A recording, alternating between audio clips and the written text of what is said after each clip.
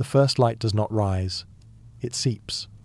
It moves across the fjord like a slow breath, pale and cautious, touching the frostbitten stones that guard the edge of the world.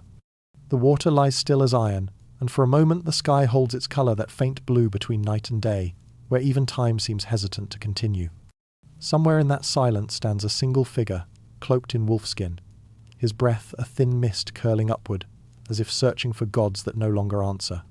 The world has not yet decided to wake. The air carries the scent of pine, salt and smoke from fires that have already died. Every sound, the creak of frozen wood, the distant groan of ice, feels magnified in the stillness. It is a silence so deep that it becomes a presence of its own, pressing against the skin, whispering that something vast and unseen is listening. The Viking knows this quiet well. He does not fear it. He waits inside it, like a blade resting in its sheath. The stillness before battle is not peace. It is the last moment when a man still belongs entirely to himself. Soon he will become something else, part of the storm that moves through blood and steel, but not yet. Now there is only breath, and beneath that breath, an awareness so sharp it borders on revelation. Each inhale draws in the cold of the world. Each exhale releases the memory of fear. The mind narrows to a single line between heartbeat and horizon. They were taught that the gods lived in the wind, that every silence carried an answer, and that to meet death without trembling was the purest form of worship. To the outsider, this calm may look like emptiness, a void before chaos, but it was never emptiness to them. It was preparation, a sacred alignment between man and fate. The body stilled so that the soul could listen. Somewhere within that listening, something ancient begins to stir. In the distance, a ship groans softly against its moorings. The faint echo of oars striking water follows a rhythm older than memory. Men move in shadows, checking weapons, tightening bindings, whispering to the cold. Yet even they do not break the hush. Each one feels the invisible threshold between the world that is and the world that waits beyond the first cry of war. It is a fragile space, suspended between control and surrender. The sun climbs reluctantly. Its light catches on the frost that coats every surface, turning the landscape into a field of ghosts. The Viking raises his hand, fingers rough and scarred, and watches how the faint warmth glows against his skin. He feels the weight of his ancestors behind him, men who once stood in the same light, breathing the same thin air before the storm. Their calm was not the calm of comfort. It was the calm of those who had already accepted their place in the story. The heart may tremble, but the spirit does not. He closes his eyes. The sound of his own pulse becomes the drumbeat of 1,000 winters. Somewhere deep inside, the body remembers. This is what it means to be alive, poised on the edge of the unknown. In that fragile stillness, a strange peace arrives. Not the peace of safety, but the peace of surrender to something larger than the self. The moment feels endless, yet every heartbeat pulls it closer to its breaking point. A raven calls from a distant pine, its cry slicing the air like prophecy. The man's eyes open again, and the world shifts. The breath he takes now is different, heavier, deliberate, as if drawing strength from the silence itself. Soon, the ships will push into the mist, and the sea will erase their reflections. Soon, the calm will shatter into the roar of iron and fire. But for now, this breath is all that exists, the thin line between mortality and myth. The frozen dawn begins to thaw.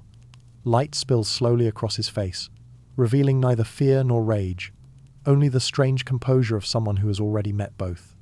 The wind moves again, whispering through his hair, carrying with it a question older than memory, a question the world will ask every soul before battle. Are you ready to become what you were born to be? The answer does not come in words. It rises quietly in the breath itself, merging with the cold air as if the world is breathing through him. In that moment, man and nature, god and warrior, silence and storm all share the same rhythm. And somewhere deep within that rhythm, the breath becomes sacred, a doorway waiting to open. The dawn expands, swallowing the last traces of night. The hush lingers, trembling on the edge of motion. Soon, it will lead us inward, into the place where breath becomes invocation, and the calm before battle turns into the secret language of the gods. The wind that drifts over the fjord is more than air. It carries memory, the slow exhale of gods who once walked among men. To the Vikings, breath was never simply breath. It was life itself, the invisible bridge between flesh and spirit, between fear and the calm that defied it. They believed that the first breath ever drawn by humankind came not from the lungs of man, but from Odin's own mouth, when he bent over lifeless clay and whispered soul into silence. From that moment, to breathe was to remember the gods, to let divinity move through mortal ribs. Before battle, before the first clash of metal and bone, warriors gathered in the half-light and listened to their own breathing. The sound was oceanic, steady, and primal. Each inhale was a claim on life, each exhale a surrender to fate. They called it Andr, the sacred wind within. The oldest among them taught that whoever controlled his Andr could control the storm of his own blood. In a world ruled by chaos, breath became the last form of mastery, the one kingdom no other man could conquer. They trained for it. In long winters, when snow buried the earth and hunger pressed like a blade, they learned to breathe through pain, through cold, through stillness so deep it echoed in their skulls. Young men were told to walk into the wind until their chests burned, to hold their breath until darkness blurred the edges of sight. What seemed like endurance was something else, the quiet reshaping of the mind. For when the world shrinks to the size of a single breath, all else disappears. Doubt, fear, even time. The sagas spoke of Odin's sacrifice upon the world tree, hanging 9 nights between life and death. They said he did not scream or struggle, he only breathed. With each breath, he moved closer to something unseen, until at last he tore open the veil of ordinary sight and found the runes, the secrets that bind the worlds together. His followers saw this as revelation, that the breath itself could open doors, that consciousness could fracture and expand like ice across still water. If Odin found wisdom through breath and pain, then so could they. In the smoky halls of winter, skalds recited the old verses, words that matched the rhythm of breathing. Long lines for inhale, short bursts for release. The recitations weren't mere poetry. They were training, a synchronization of body and spirit.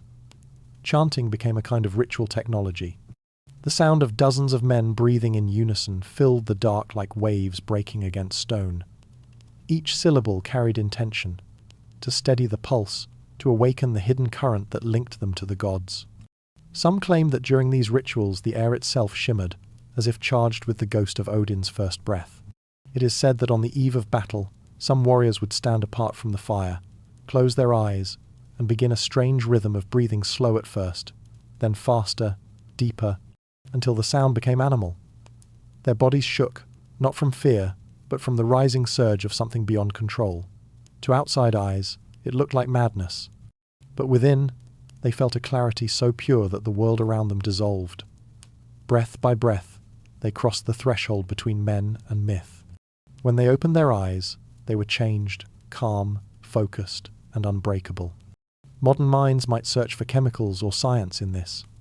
Perhaps hyperventilation flooded their blood with oxygen, tricking the brain into euphoria. Perhaps the repetition dulled pain, rewired the senses, or drowned the body in endorphins. But such explanations feel pale beside what they believed. To them, the breath was not a trick of biology, it was a doorway. Each inhale pulled the self closer to the divine, and each exhale erased the noise of mortality. What began as discipline became revelation. In those moments, they were not men preparing for war, they were conduits of something older than memory. The calm they reached was terrifying. Enemies spoke of Vikings who entered battle with eyes vacant, faces serene, as if already dead. They did not rage. They moved with a dreadful stillness, striking with precision that felt inhuman. To witness them was to see contradiction made flesh, serenity wielding chaos, peace, birthing destruction. This was the savage calm, the still center inside the storm. To the Viking mind, it was proof that the gods still breathed through their children. The rituals that preceded such calm were intricate in their simplicity. Some carved runes on their skin, tracing the symbols of protection while breathing to the rhythm of the sea. Others meditated by candlelight, focusing on the flicker of flame until the world blurred into warmth and shadow. The inhalation became prayer, the exhalation release. Even the act of sharpening blades was done with measured breath, each stroke of whetstone aligned with the beating heart. To master one's breath was to master the waiting, and waiting was the true test of courage. They had a saying, Fear enters through the mouth that forgets to close. To breathe without awareness was to invite panic. So they practiced the art of knowing every breath, of watching fear arrive and leave like the tide. When fear came, they did not resist it. They breathed it in, tasted it, and sent it back into the wind. What remained was clarity, a sharpened awareness so vivid that even death lost its sting. In that state, they claimed, the world appeared brighter, sounds clearer, and time stretched thin like glass about to break. The mind, when stripped of noise, becomes a dangerous tool. The Vikings discovered that within stillness lies an edge, sharper than any sword. Breath was their whetstone. Through it, they polished awareness until it could split the fabric of perception. Those who achieved this savage calm said they could sense the intentions of others, hear the tremor of fear in the enemy's breath before the first strike. Whether myth or truth, the stories agree. The calm was not emptiness, but awakening. Even the sea mirrored this philosophy. The warriors spoke of waves that seemed to hold their breath before breaking, of storms that gathered power through silence. To them, nature was not separate but teacher. The ocean breathed, the wind exhaled, the mountains waited in stillness before roaring with thunder. To breathe consciously was to move in rhythm with the world itself. The warrior who mastered that rhythm could never truly be alone. He was part of the endless inhale and exhale of existence. There were tales of old berserkers whose breathing became so controlled that arrows seemed to miss them, as if the world bent around their focus. Others claimed to have felt their souls leave their bodies mid-battle, watching themselves move like instruments guided by unseen hands.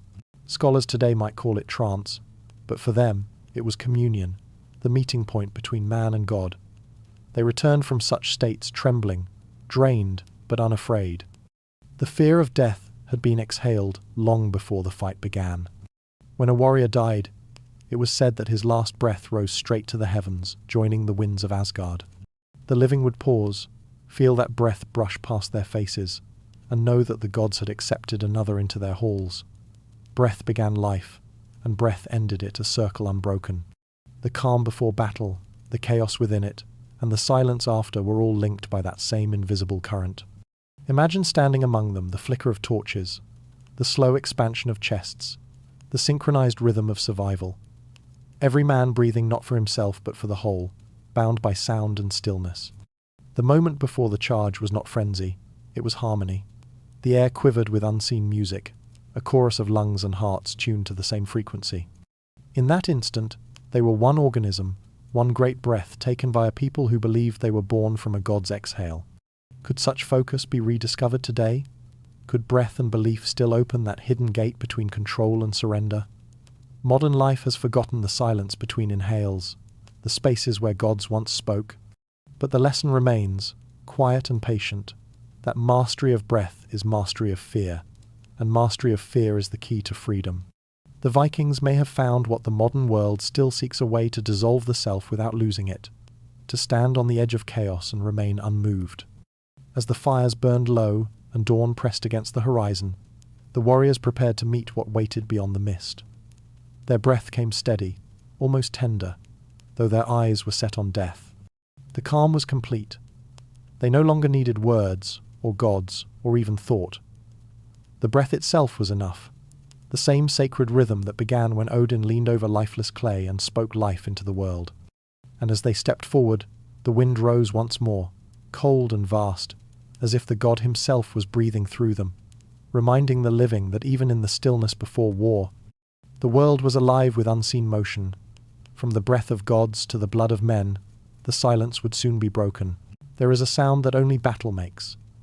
It is not the clash of metal or the cries of men, but the pulse that comes before them, the throb in the veins when air thickens with the scent of salt and iron. The Vikings knew this sound as well as their own heartbeat. It began low, a hum beneath the ribs, rising with each breath until the body itself seemed to vibrate with it. That was the body remembering what it was made for, to fight, to survive, to feel the full weight of being alive. The sea was the first teacher of fear. It hissed at them through broken surf and whispered through the bones of ships. When a storm rolled in, the sky turned black as iron, and lightning-illuminated faces streaked with salt. Yet even then, the warriors did not cower. They watched, they listened. Fear, to them, was not a curse. It was proof that the gods were near. It meant the blood still moved, that life had not yet left the body. The trick was not to silence that fear, but to drink it, to let it run through the body like fire in cold veins. Before battle, the air itself seemed to change thicker, heavier, metallic. They said you could smell destiny before you could see it. The tang of wet iron, the musk of sweat and leather, the faint sweetness of pine pitch burning on shields. The senses sharpened until every detail cut like a blade. The Vikings trained for this moment, not to escape fear but to recognize it. They called it the iron taste, the taste of blood on the tongue before the first wound was ever struck. It came from the tightening of the jaw, the bite of nerves, the copper rising from the throat. It was the taste of awakening. Some said that in those moments the gods tested their courage, breathing their own dread into mortal hearts just to see who would break. Others believed the fear itself was sacred, an offering to Odin, who had once tasted his own death on the gallows tree. To tremble was not shame, but communion. A man who felt nothing was not brave, only hollow. But one who could look into the eyes of terror and swallow it, he was favoured by the gods. They practiced this long before battle ever came. Young men were sent to face the cold, to stand in the sea until their lips turned blue, to listen to their hearts hammer and learn its rhythm. They were told, "This is not fear, this is life announcing itself." The elders watched, silent, as the boys shook with cold and awe. When they returned to the fire, something had changed in them. A brightness behind the eyes, a steadiness that comes only from having met death and walked away. Each tremor of fear had been absorbed, turned inward, reforged. When the longships approached foreign shores, that same rhythm returned. The creak of oars, the hiss of wind through dragon-headed prows, the hollow drumbeat of shields against knees. Every sound was ritual. The warriors would draw deep breaths of the sea air, filling their lungs until the metallic tang of salt burned in their throats. Fear would rise, thick and human. Then as one, they would release it a roar that shattered the dawn. In that roar, fear changed shape. It no longer belonged to them. It belonged to the gods, to the ancestors who waited in the halls of Valhalla for their names to be spoken again. There were moments, just before the charge, when everything slowed. The world shrank to the smell of iron and the thudding heart. Eyes met across the field, strangers who, for a single heartbeat, shared the same realization, that existence is fragile, that every breath might be the last. The Viking learned to love that moment. It was the place where man stood naked before fate, where the mask of civilization fell away, leaving only the raw pulse of being. They called that pulse the gift of fear. Without it, no courage could exist. To modern minds, fear is something to banish, to suppress with reason. But the Vikings knew better. They saw fear as a teacher, a messenger sent to sharpen the senses and cleanse the mind. Fear made colours brighter, sounds clearer, movements faster. It reminded them that they were animals. First, divine animals, perhaps, but bound to the laws of flesh. The taste of iron was not just in the mouth, it was in the soul. It meant the gate between life and death had opened, and they stood balanced upon its threshold. In the middle of battle, when chaos erupted, they could smell the world ending. Blood steaming on snow, wood burning, the cries of men fading into the wind. The body knew before the mind did, the metallic tang returning to the tongue, anchoring them in the moment. And somehow, amid that horror, there was beauty. Every nerve alive, every breath sacred. They believed that to feel this fully was to honor creation itself, to give back what the gods had breathed into them. Fear was not the enemy, numbness was. Those who survived spoke little of what they had seen. They described only fragments, the way time broke apart, the way sounds dulled, the way the body moved on its own.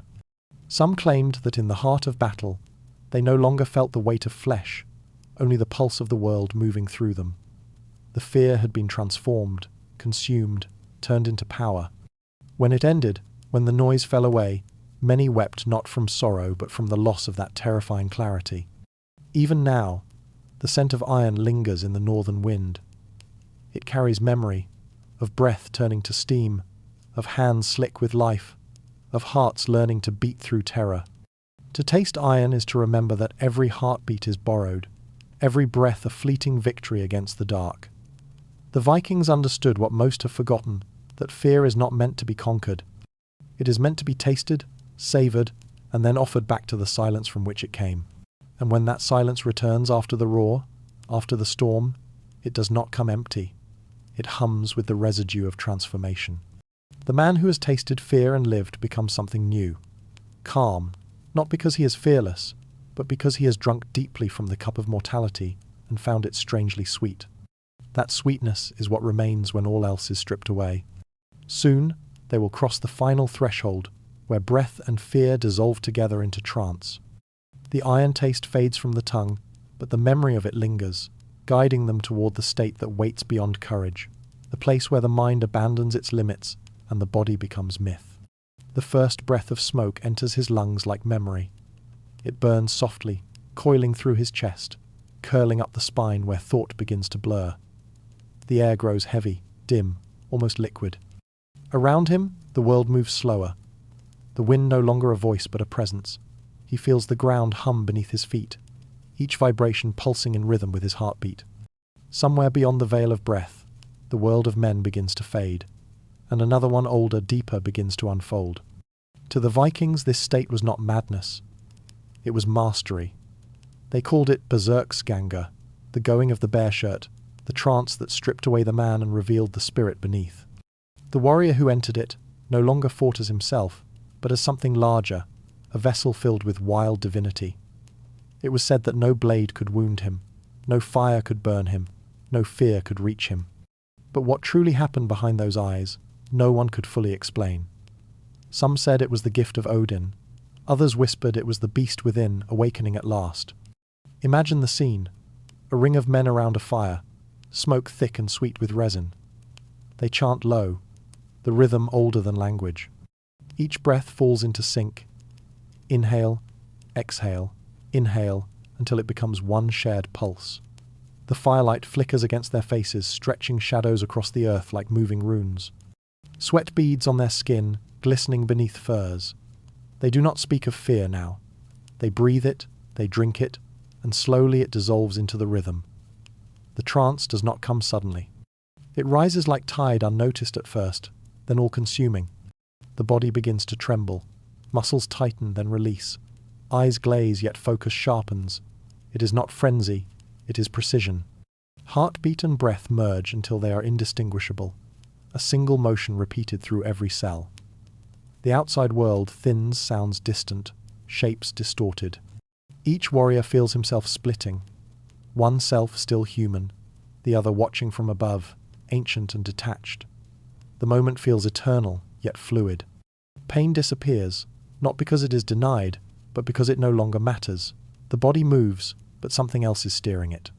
Was it divine possession? A carefully trained neurochemical storm? Scholars have argued both.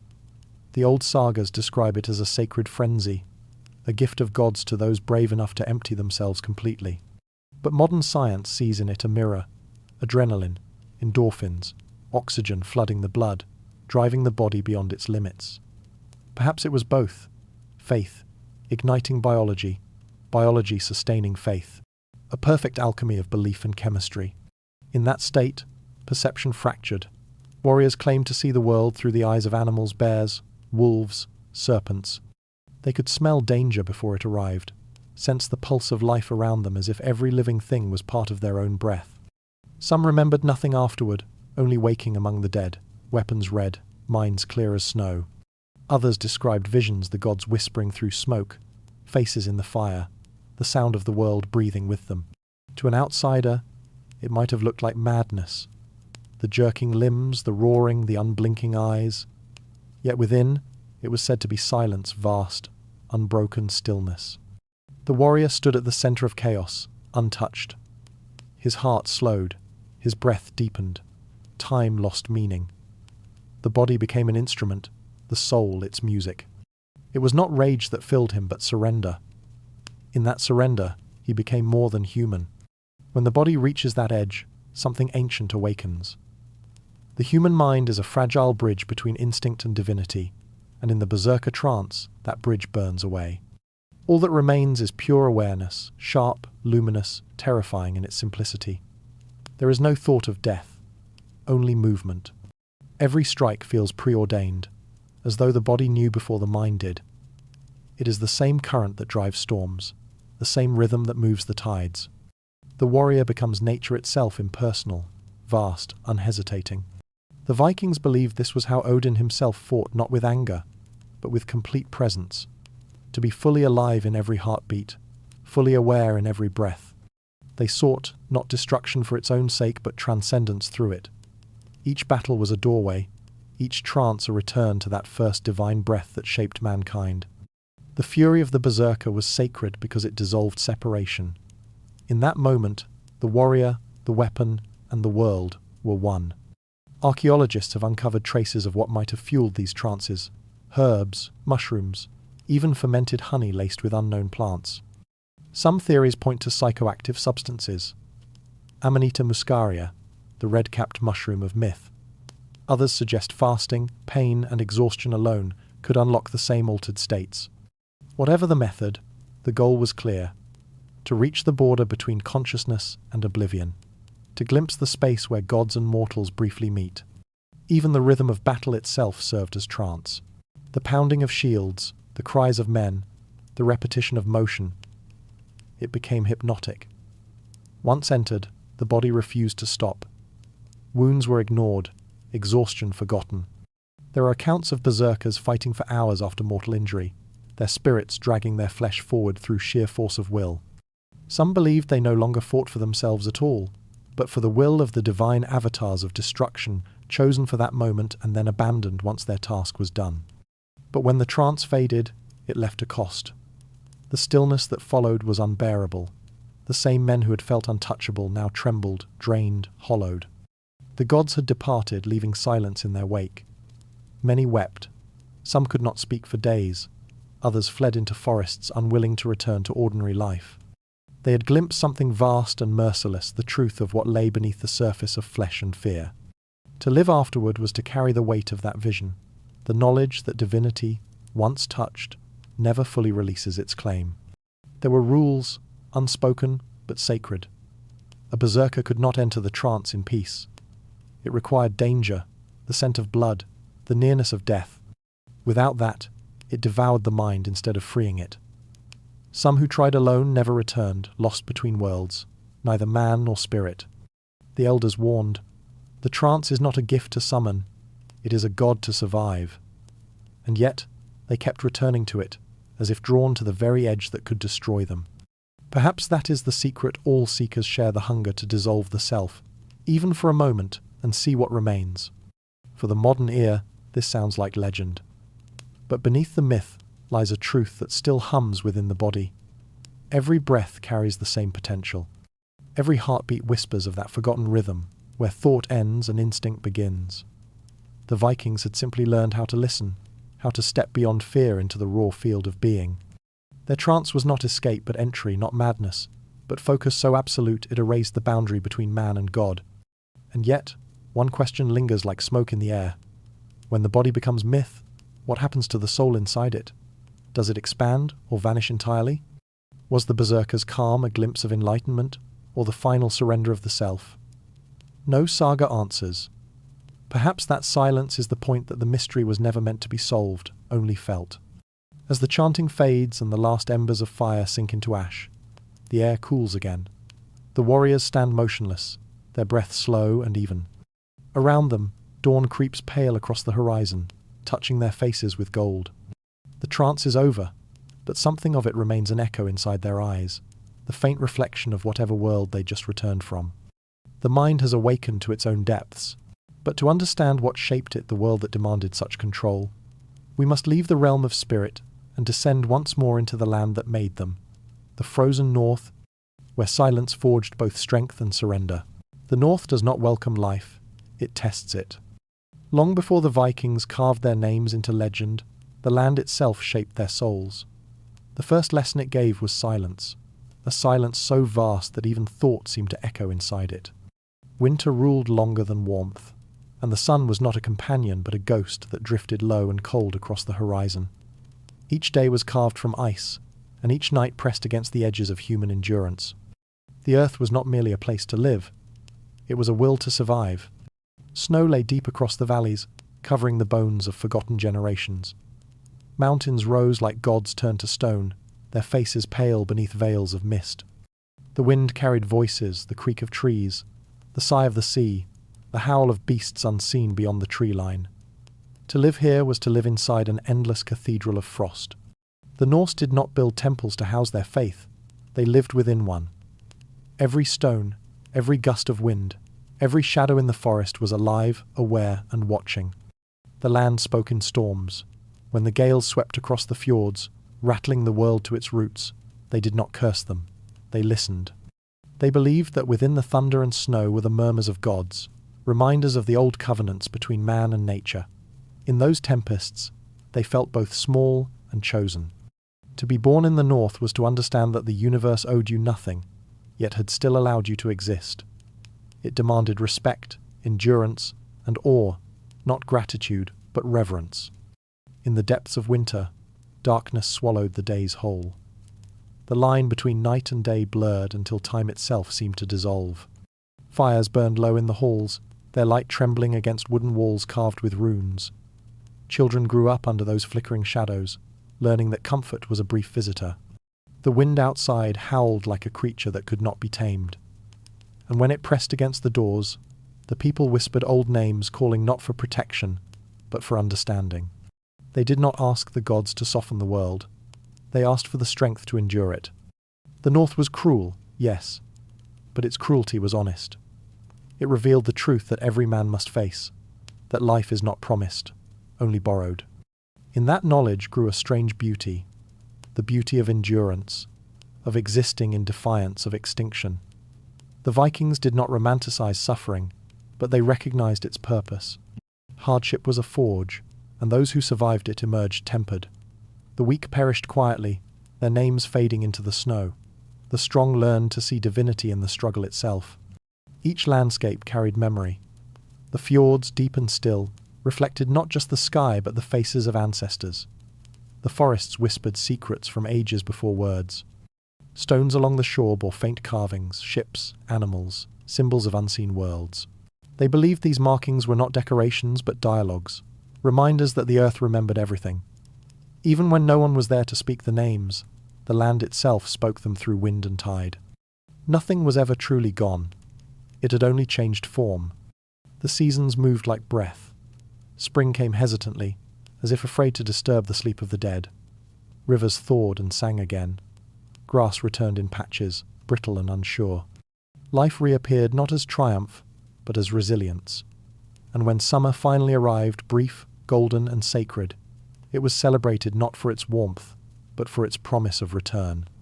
The people learned to love what was fleeting, to cherish moments as one cherishes sparks in the dark.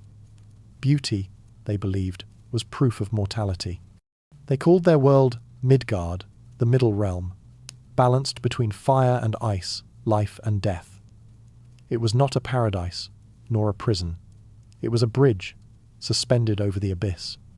Every storm reminded them of the chaos that waited beyond. But the same chaos gave birth to stars, to mountains, to their own blood. They saw themselves not as separate from it, but as part of its endless motion. The waves that could drown them were the same that carried their ships to new lands. Destruction and creation were not opposites in the North. They were one breath drawn in and released again. Children learned this early. They watched their parents mend nets under grey skies, patch sails torn by wind, and thank the sea even as it stole their kin.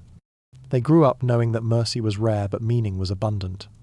They were told, the gods do not promise safety, they promise memory. To be remembered was to live forever. That belief sank deep into their bones, shaping how they saw death not as an ending, but as a return to the elements that had birthed them.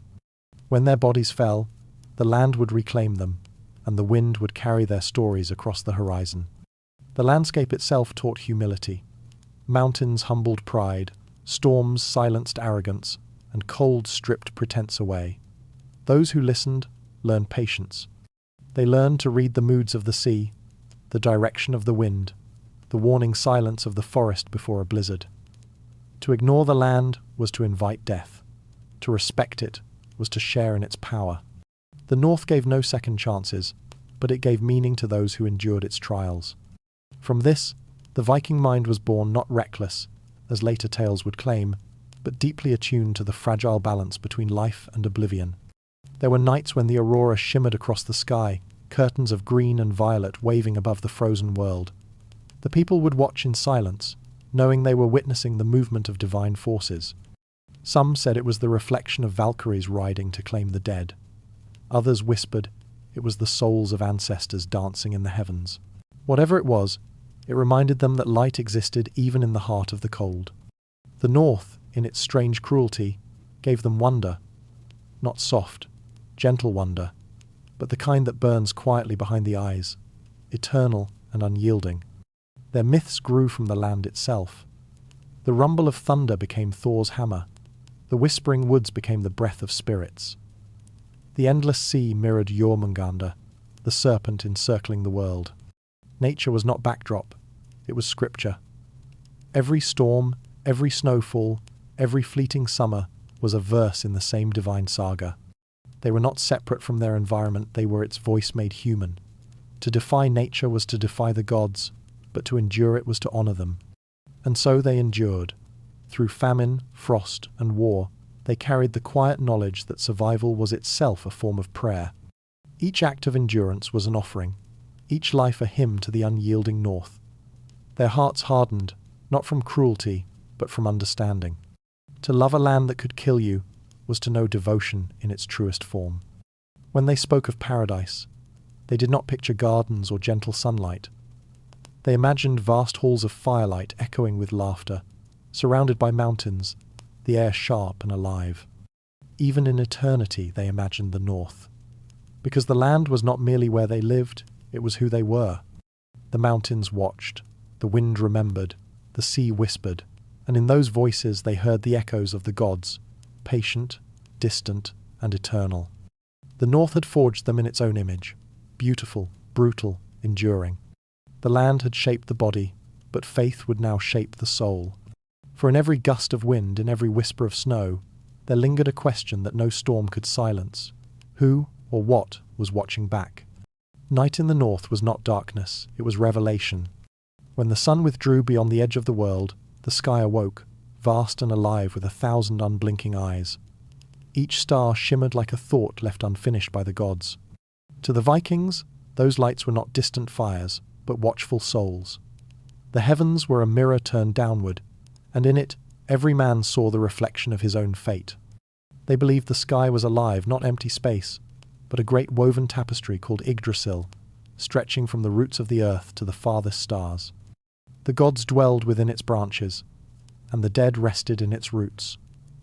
Between them lay Midgard, the fragile middle world of men. The stars were the eyes of ancestors, peering through the leaves of the cosmic tree, silently observing the living. No act was unseen, no breath went unnoticed. To walk beneath those lights was to walk within the sight of eternity. On long winter nights, the warriors gathered by their fires and watched the constellations turn.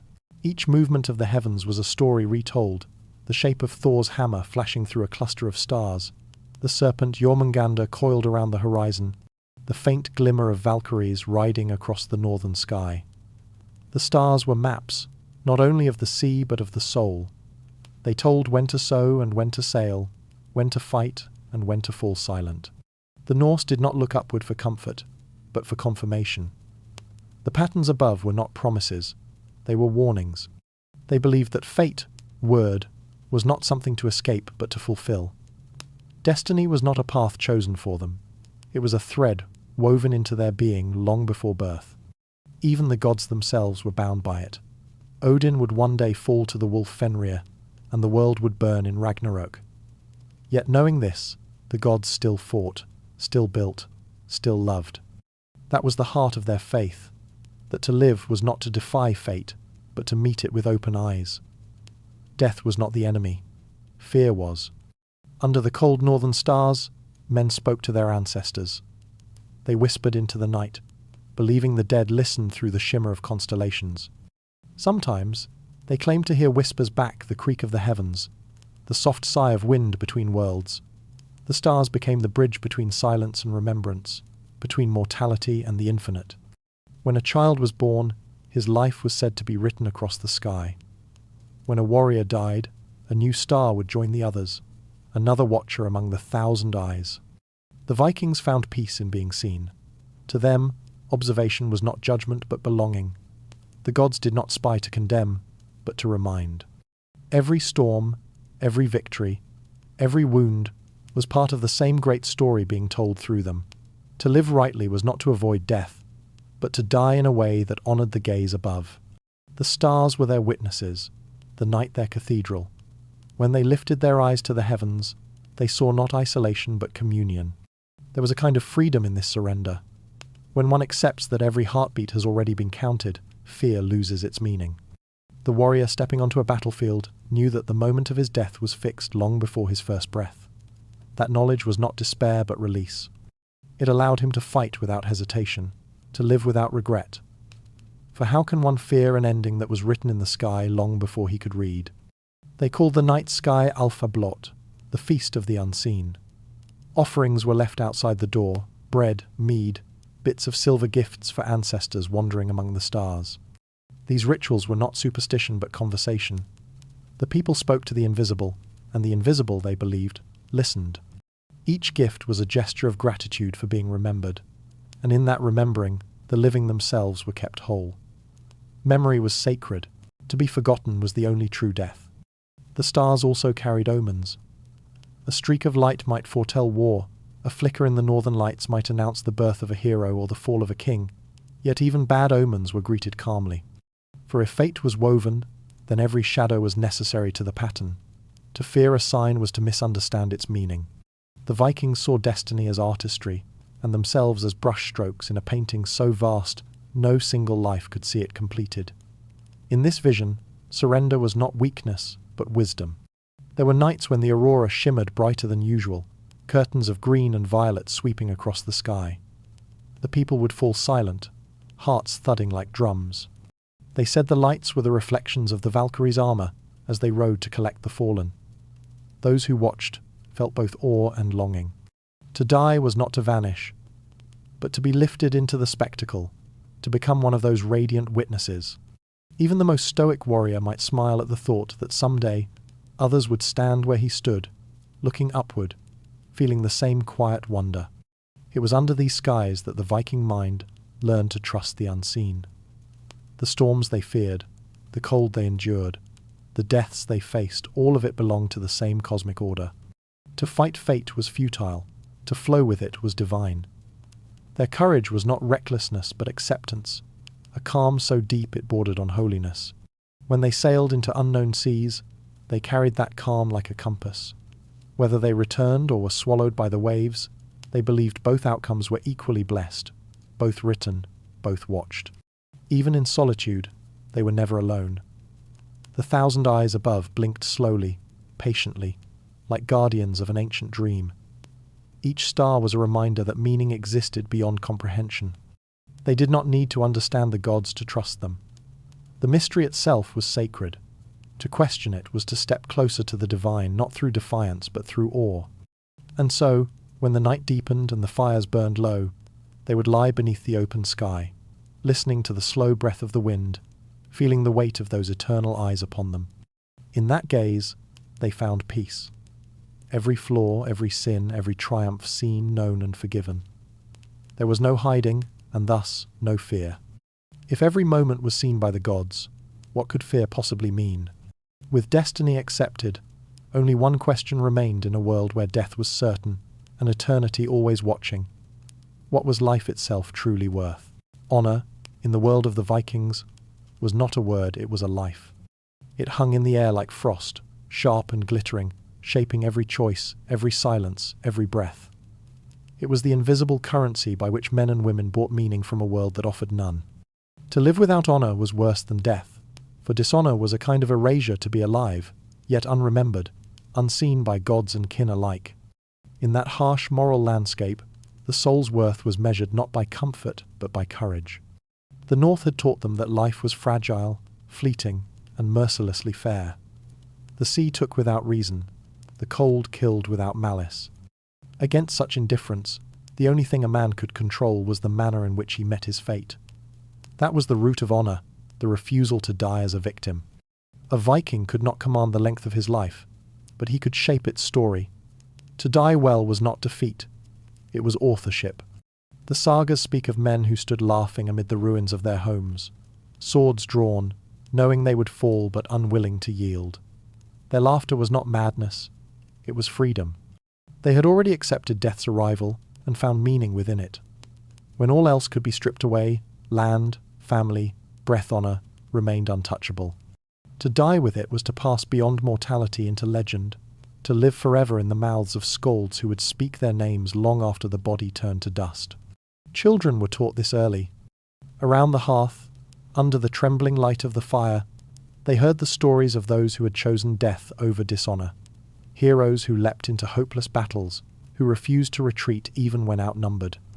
The point was not to glorify bloodshed, but to reveal a truth that the gods themselves embodied. That existence is brief, but memory endures. A life lived in fear vanished like smoke. A death embraced with pride left an echo that could cross centuries. One old tale tells of a man named Starcarver, cursed with long life. He watched his friends grow old and die, his own legend fading into a shadow of the past. In his final years, he begged for death, for the release that would let him rejoin the great saga of the dead. To live beyond one's honor, he said, was the greatest punishment of all. The story haunted those who heard it. It reminded them that eternity was not found in the body, but in the story the body left behind. In that world, reputation was more than pride, it was survival. Before kings, before law, a man's name was his only defense. If one's word faltered, no alliance could stand. If one's courage broke, no song would be sung. And so every decision, from the smallest bargain to the greatest war, was weighted with moral gravity. To lie, to cower, to betray, these were not mere sins, but acts of self-erasure. To be called neathing, a coward, was to be cast out of human memory. The gods themselves turned their eyes away. Yet the code was not born of arrogance. It was born of the need to create meaning in a world that offered none. The Vikings understood that death waited for all. Their defiance was not to escape it, but to give it shape. By choosing how to die, they reclaimed agency from the chaos that ruled their lives. In that choice, they found a strange kind of peace. The warrior who faced the end without trembling was not fearless. He was faithful, to himself, to his gods, to the unspoken covenant between the living and the dead. Love of life was not absent in them. It burned fiercely. But it burned alongside acceptance. They knew joy more intensely because it was temporary. They drank deep, laughed loud, loved wildly, not despite death, but because of it. The feast was sweeter when one knew it would be the last. In that contrast lay the Viking paradox, a culture that celebrated life by preparing constantly to lose it. Their songs were filled with blood, but also with beauty, with longing, with reverence for every fragile heartbeat that could be lost at any moment. In battle, this philosophy became tangible. When the horns blew and the ships landed on foreign shores, men carried not just weapons but identity. Every strike of the blade was a line written into eternity. To falter, to retreat, was to vanish. To fall with courage was to rise again in story. The battlefield was not a place of chaos but of clarity. There, in the roar of steel and flame, a man could finally know himself.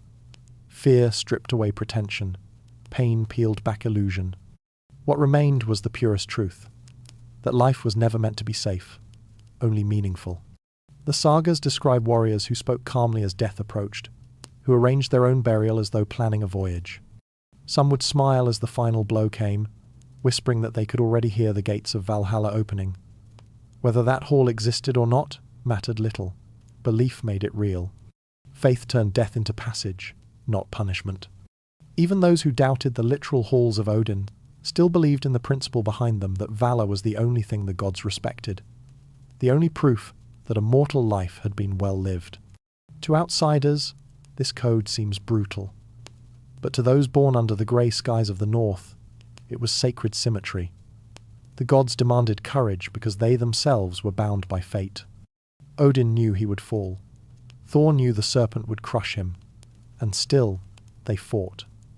The mortal who lived by that same principle was closer to divinity than any priest could claim. Honor was not imitation of the gods. It was participation in their eternal struggle to act nobly, even when doom was certain. Yet honor carried weight. It was both shield and chain. A man's pride could drive him to greatness, but also to ruin. Feuds lasted generations, fueled by wounds that honor refused to forget. A single insult could demand blood. Entire families were lost to the endless pursuit of balance between pride and peace. And still, none would renounce the code. Better to die bound by honor than to live without its name. In a land where winter erased everything, legacy was the only fire that could outlast the cold. At night, after the battles were done, survivors often sat in silence, their faces lit by the soft glow of fire. They did not speak of glory then. They thought of the fallen brothers, friends, rivals, and wondered which of them the skalds would remember. In those quiet moments, the paradox of their creed revealed itself fully.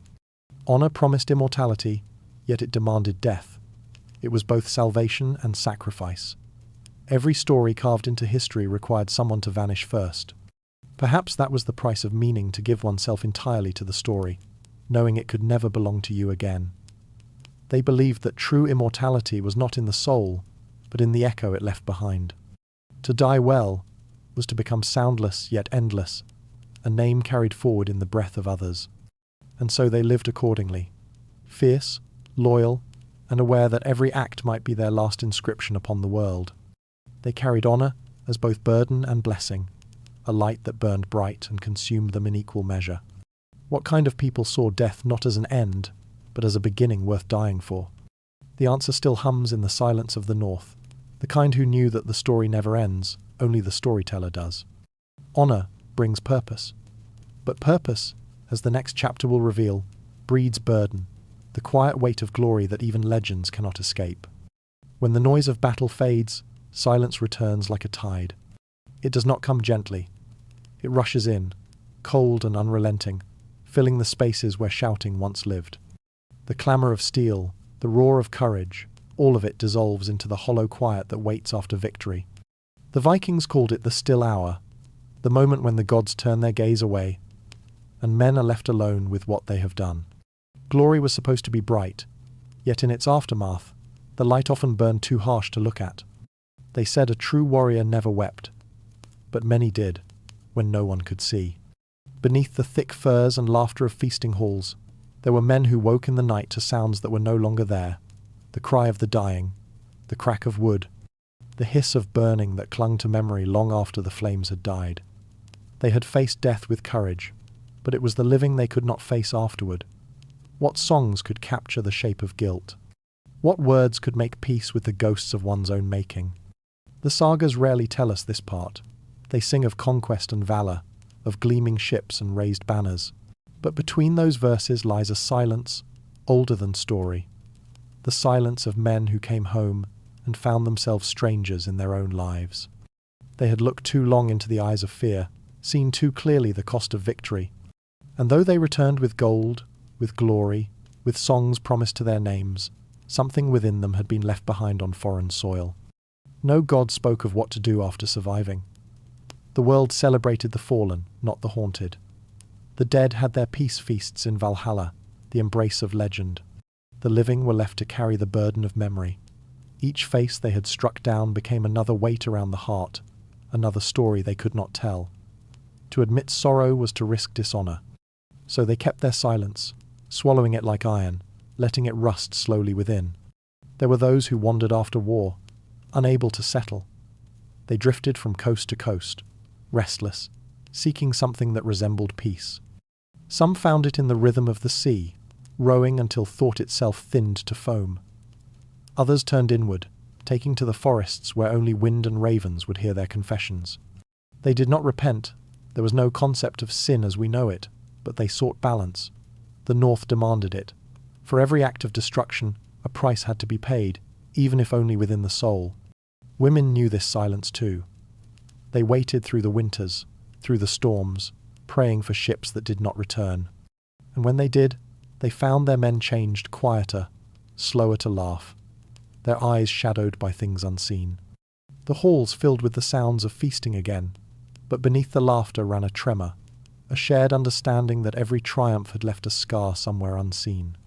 Glory, they learned, was a language spoken loudly in public but mourned in private. The bards and skalds still came to sing, yet their songs were careful. The victories were praised, the fallen honoured, but certain verses were left unwritten.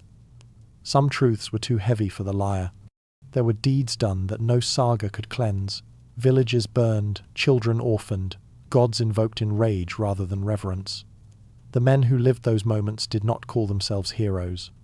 They sat in the corners of their halls, eyes distant, hearing again the screams carried on the wind. Even mead could not drown that sound. At times, the survivors spoke not of battle but of silence the moment after, when the field was empty and the crows descended. They described the strange stillness that followed blood, how the world seemed to hold its breath, indifferent. It was in that stillness they understood the price of glory. The gods had granted them victory, but at the cost of innocence. Once a man had crossed that threshold, there was no true return. The warmth of the hearth felt different, the laughter of children more fragile, as if the world itself might shatter beneath the weight of memory. The culture of the North demanded restraint. To grieve too openly was weakness. To doubt too deeply was blasphemy. And so, they carried their sorrow in quiet gestures, in the sharpening of blades that would never again be used, in the long gazes cast across the sea, in the way they lingered beside their sleeping kin as if afraid they too might vanish. These were not gestures of fear but of reverence, the small rituals through which pain was transformed into endurance. To survive was not triumph, it was duty. There is an old saying that the gods only lend victory, they never give it. What they take in return is unseen, yet it is always taken. Perhaps it was this understanding that made the Vikings so still after battle, their joy tempered by something ancient and unspoken. They knew that every act of power leaves a wound, and that even gods bleed in the end. The Berserkers' trance faded, the fire cooled, and what remained was the quiet reckoning of souls that had looked too long into eternity. Sometimes, when the wind rose at night, carrying the distant sound of waves against rock, they said it was the sea mourning for the fallen. The sound reminded them that glory was fleeting, that no matter how bright the fire, the darkness would always return to claim it. And yet, they did not curse this truth. They accepted it, because to deny it was to deny the balance that kept the world whole. Sorrow was not the opposite of honour. It was its shadow, inseparable, inevitable, necessary. They carried that understanding like an invisible weight. It did not break them. It refined them. In their silence lay wisdom, the kind that cannot be taught, only endured. For beneath the myth of the fearless warrior lived the truth of the feeling man, the one who bore both pride and grief in equal measure. His strength was not that he felt nothing, but that he continued despite feeling everything. What does victory sound like when no one dares to sing about it? It sounds like the hush of waves after the storm, the deep breath taken between memory and forgetting.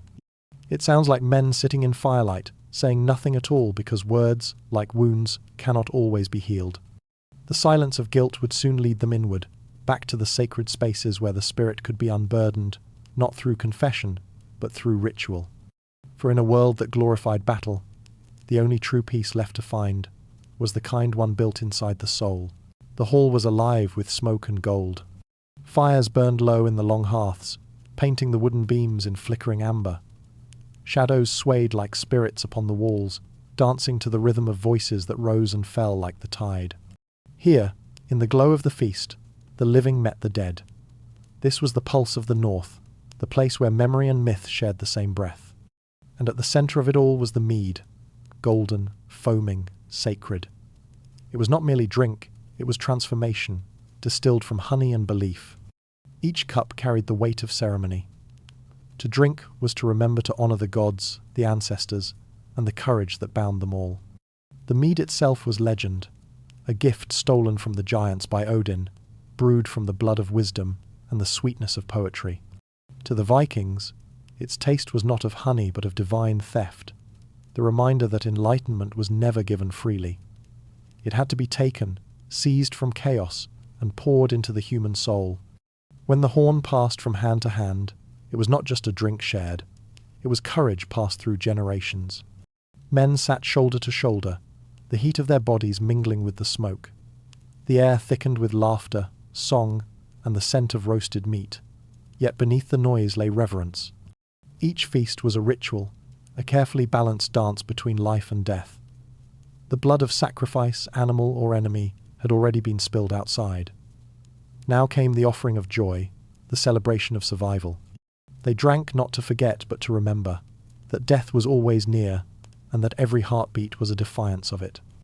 At the height of the feast, the Godi, the chieftain priest, stood with his horn raised.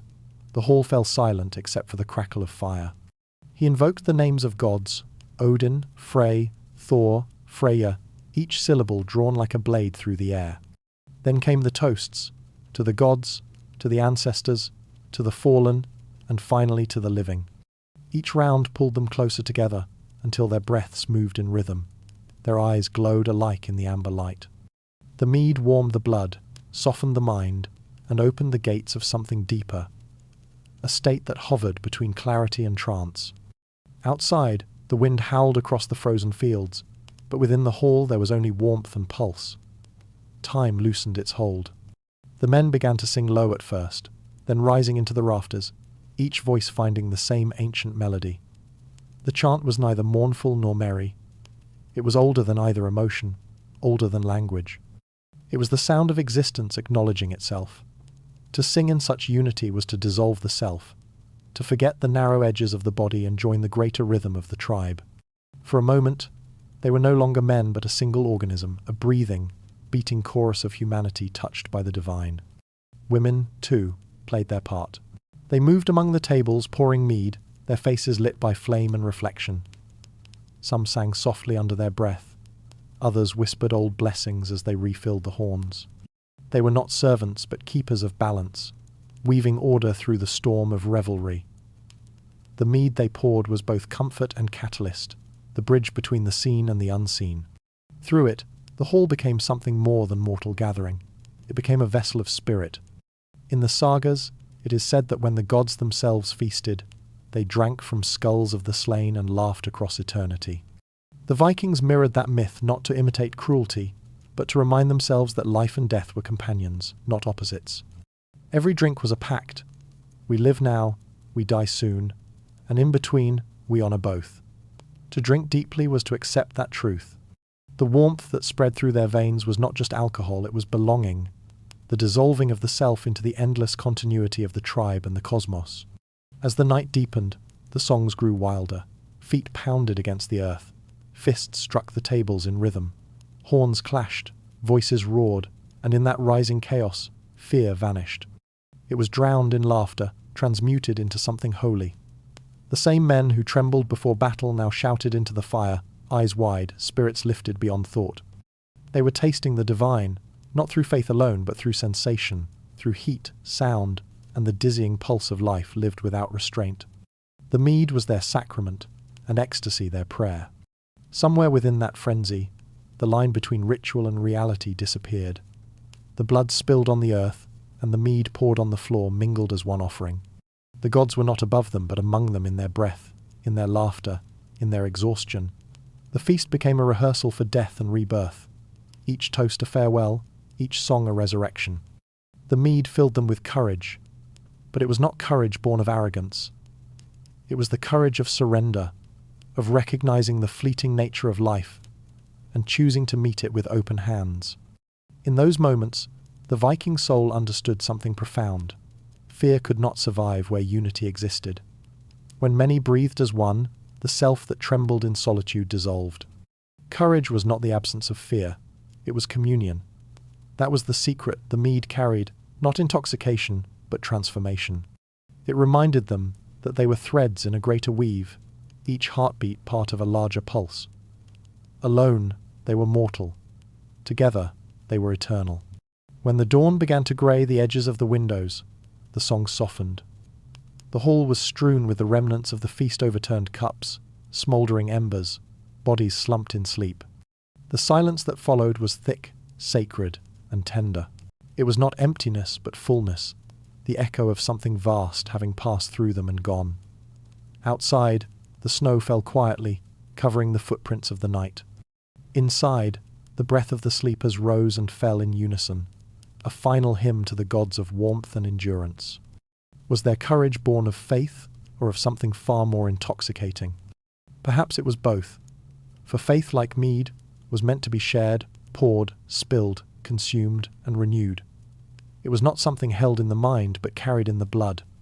And as the last embers dimmed, the world seemed to hold its breath, as if listening to the quiet heartbeat of a people who had turned their fear into fire. From outer ritual, the next journey would turn inward into the private visions and unseen dreams that shaped their calm. When the fires died and the hall fell silent, the Vikings turned inward. The laughter, the songs, the clash of horns faded into the slow rhythm of breath and the soft hiss of wind beneath the roof beams. What remained was stillness not empty, but filled with the hum of unseen things. This was the hour of dreams, when the soul wandered free of the body and the mind opened its secret doors. To the Norse, the world of sleep was not illusion. It was a realm adjacent to the waking one, a landscape of signs and shadows where the gods themselves whispered their counsel. They believed that dreams were messages, not fantasies. A dream could warn of death, reveal a hidden enemy, or carry the face of a god. Entire journeys were undertaken because of a single vision seen in the night. Kings delayed battles, sailors altered course, lovers married or stayed apart, all guided by symbols glimpsed in the flicker between sleep and dawn. To dismiss such dreams was to invite chaos, for the dream was a gift from the unseen, a map written in language only the soul could read. Among the Vikings, some were born with the gift to walk that border between worlds. They were called vola sereses, dream walkers, women who carried staffs carved with runes and cloaks woven from fur and prophecy. They did not command armies or wield swords, yet even kings knelt before them. Through chant, smoke, and silence, they entered trance not to escape reality, but to see it more clearly. The visions they brought back shaped the course of lives and nations. When Avulva spoke, the world listened, for her words were believed to come not from her own mouth, but from the well beneath all wells, the well of fate. The runes, too, were more than markings. Each stroke, each curve was a sound of creation, a fragment of divine speech. To cast runes was to speak with the bones of the universe, to let the cosmos reveal its pattern through symbol. Warriors sometimes carried carved pieces of bone or wood inscribed with runes for protection. Before battle, they would trace the letters on their palms, feeling their shapes as if remembering a language older than thought. The runes did not predict the future. They reminded the living of the pattern already woven. This idea that the future was not waiting to happen but had already been seen changed how the Vikings faced death. Many claimed to have dreamed their own ending, the place, the weapon, the sky above their final breath. Instead of fearing it, they prepared for it. A man who had seen his death could step into battle with serenity, for he no longer guessed at his fate, he remembered it. The calm before the storm was not hesitation, but recognition. They were simply walking a path their souls had already travelled in dream. To dream of death was not misfortune, it was instruction. The dream did not say, "You will die." It said, "Be ready." The distinction mattered. Those who ignored such visions were said to lose the favour of the gods, for they had refused wisdom freely given. The wise, however, understood that foreknowledge was not meant to save them from death, but to teach them how to meet it well. They entered each day like an echo of something ancient, acting out their parts with dignity, knowing that the story had already been written on the inside of their eyelids.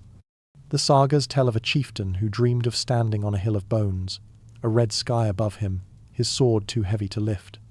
He woke in terror, certain it was an omen of defeat. But when the battle came and his men faltered, he remembered the dream, the hill, the sky, the weight. He realized then that it was not a warning of loss, but a map of sacrifice. He climbed the hill, holding the line until his men rallied and won. When he fell at last, he smiled. The dream had not deceived him, it had prepared him. He had walked its path willingly, and that, to the Norse mind, was victory. There was a strange kind of peace in this fatalism. To modern eyes, it might seem grim to believe that destiny is fixed, that choice is illusion. But to them, it was liberation. The gods themselves were bound by fate. Even Odin, with all his wisdom, could not escape Ragnarok. If divinity must bow to destiny, how could man resist it? Their acceptance was not despair but harmony. They did not live to change fate, they lived to fulfill it beautifully. Dreams also served another purpose: healing. The trauma of battle, the guilt of killing, the grief of loss. These could not be spoken openly, but they could be transformed through vision. In dream, a man might meet those he had slain and see them not as enemies but as fellow travelers. The mind, unable to find peace in waking life, found it in the dreamscape where boundaries dissolved. Some said that when a warrior slept after war, his soul left his body to walk with the dead, and by dawn, both worlds were reconciled. The rituals of dream were deliberate. Before sleep, warriors sometimes whispered prayers to Odin or Freya, asking for a vision. They placed runes under their pillows or hung charms of bone above their beds. Others inhaled herbs that blurred the edge between wakefulness and slumber, seeking to drift consciously into the dream realm. These were not superstitions but practices of communication, dialogues between the known and the unknown. To the Viking, reality was porous. The seen world was merely one layer of a vast, breathing whole. The calm they carried before battle often began in these visions. When a man had already faced his death in dream, the waking world could no longer surprise him. He had already looked into the abyss and found it familiar. That was the secret behind their composure, not ignorance of fear, but intimacy with it. They had rehearsed the end again and again, until it no longer felt like an ending at all. The body trembled, but the soul was steady, anchored in a knowledge deeper than reason. Sometimes, dreams came not as prophecy but as memory of other lives, other worlds. A seer might speak of walking through the roots of Yggdrasil, hearing the murmur of past and future entwined. These visions blurred time, revealing that existence itself was cyclical, the same souls returning in different guises, learning, forgetting, and remembering again. To see such patterns was to understand the futility of fear. Death was only one more transformation, like winter yielding to spring. And yet, not all dreams brought comfort.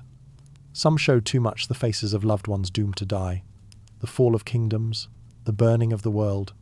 These were the dreams that hardened men into legend. For to live with knowledge of disaster and still act with courage, that was the truest form of faith. The calm before battle, then, was not serenity born of ignorance. It was the quiet resolve of those who had already seen the storm and chosen to walk into it willingly. If you already saw your death in a dream, would you still fear it when it came? Perhaps that question has no single answer. But in the deep of the northern night, under the same sky that watched them dream, one truth remains, that the vision behind the eyes is as real as the world before them. The Vikings knew this. Their calm was not the absence of fear, but the presence of understanding a harmony between what is seen and what is foretold. And as the last dreamer opens his eyes to the pale dawn, the gods grow silent. Vision has done its work. Understanding waits to take its place. The next chapter reveals that discipline, the mental fire that kept their clarity alive when the dream faded and daylight demanded strength. The North was a teacher that spoke in silence. Its lessons came not through comfort, but through endurance, the slow education of cold, solitude, and time. For the Vikings, strength began not in the body, but in the mind. Before they ever held a weapon, they learned to hold their breath, to quiet the noise inside until even thought moved with intention. To them, stillness was not weakness. It was the first sign of mastery, the moment when chaos bent to discipline.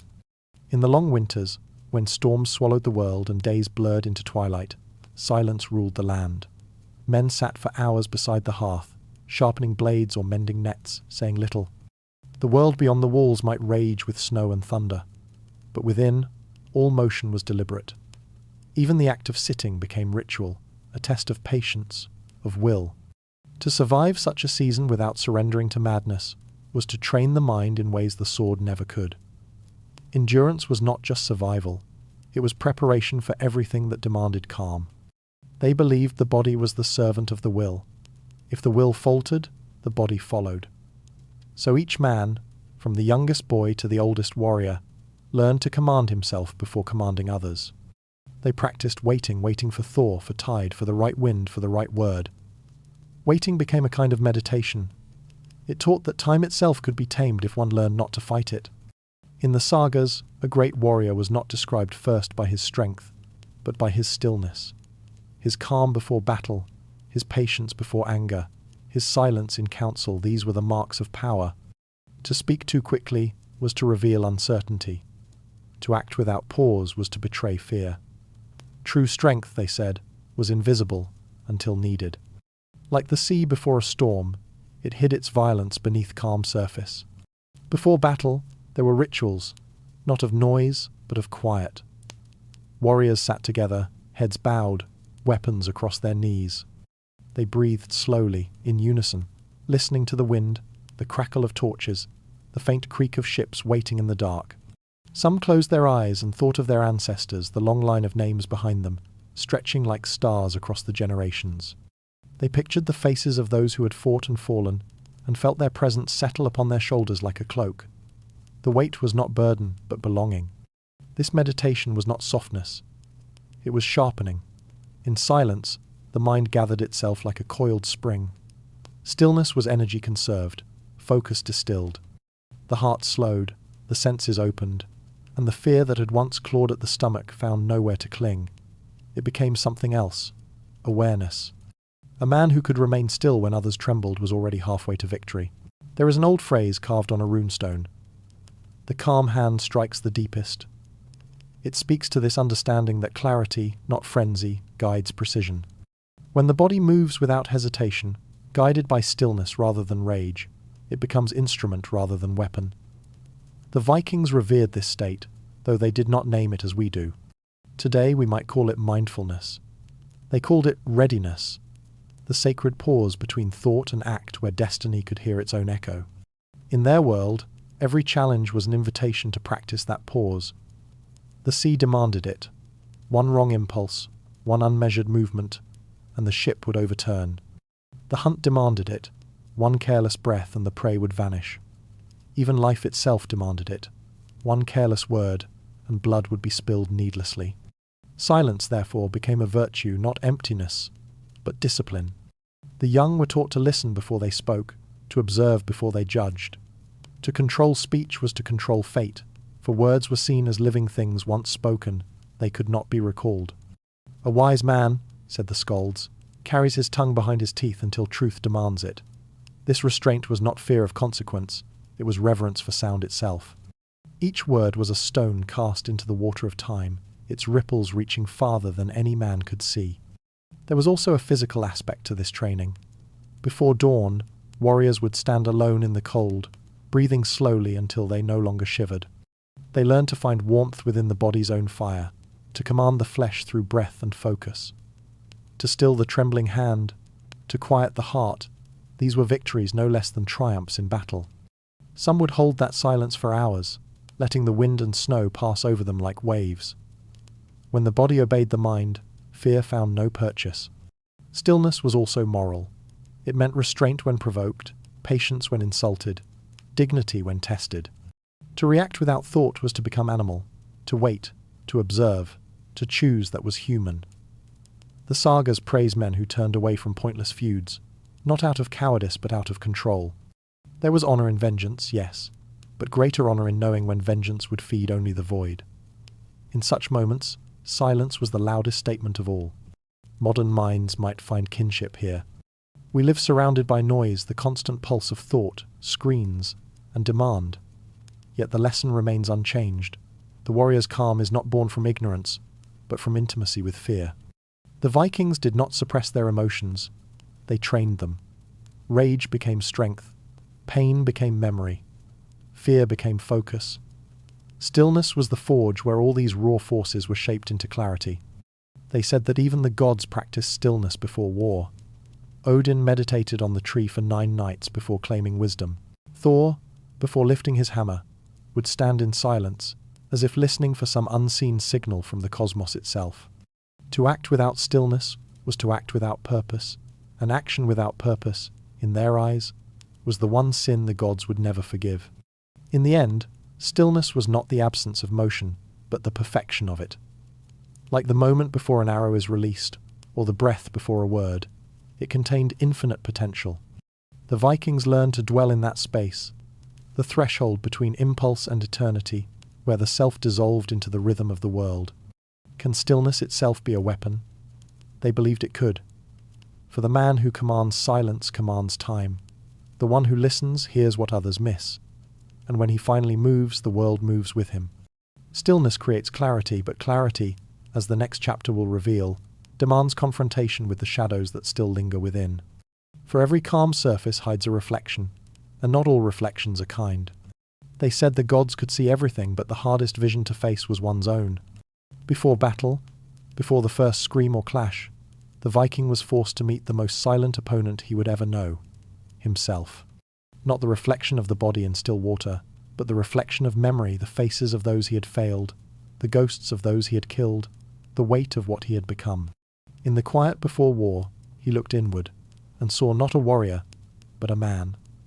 The task was not to destroy that man, but to reconcile with him. Fear lived in that reflection, not the fear of dying, but of being known, of having no mask left to hide behind. When the armor was set aside, when the chants faded, when even the gods grew quiet, all that remained was the trembling pulse beneath the ribs. That was the true battlefield. Every warrior who had ever lived, in every age, stood in that same invisible arena, measuring the distance between who they were and who they pretended to be. The Vikings understood this intimately. To them, fear was not an intruder but a mirror, showing what the soul still refused to accept.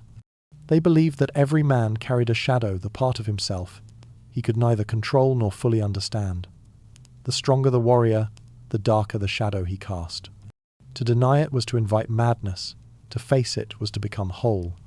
In this, their philosophy aligned with something far older than words, the knowledge that power untempered by self-awareness always devours its wielder.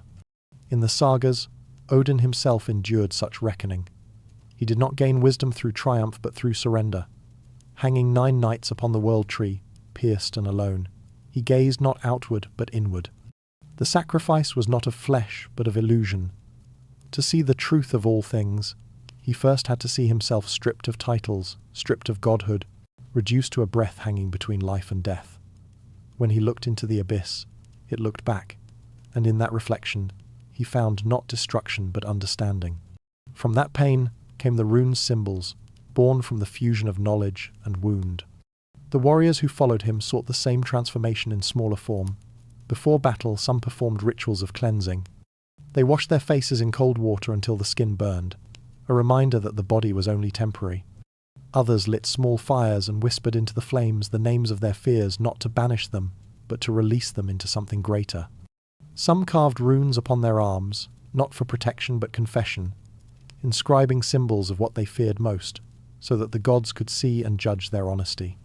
It was said that a man who lied to himself could not win, even if he conquered 1,000 foes. For lies weaken the bond between spirit and will, and a divided man falls before his own hesitation. The true test of courage was not found in the swing of a sword, but in the stillness before it, the moment when one's shadow stepped forward to meet the light. Those who turned away from that meeting often became reckless, violent, or lost. Those who faced it emerged quiet, grounded, dangerous in their clarity. To face one's own fear was to invite memory. The ghosts of childhood, hunger, cold, loss resurfaced. The failures of friendship, the betrayals unspoken, the cruelties done in anger all returned. The warrior did not argue with them, he listened.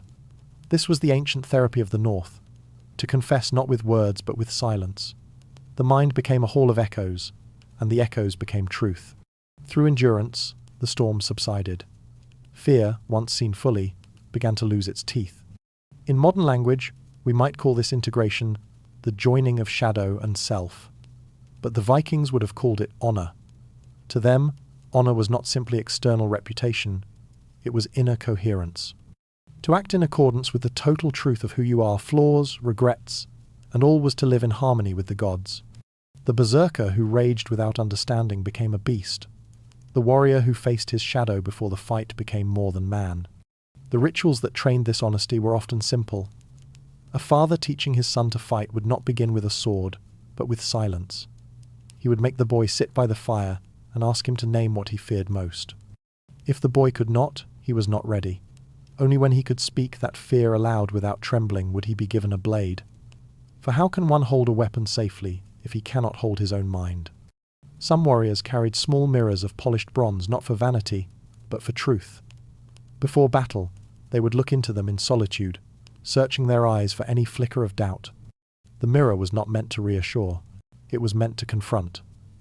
It asked the simplest, hardest question: are you ready to meet yourself in the eyes of your enemy?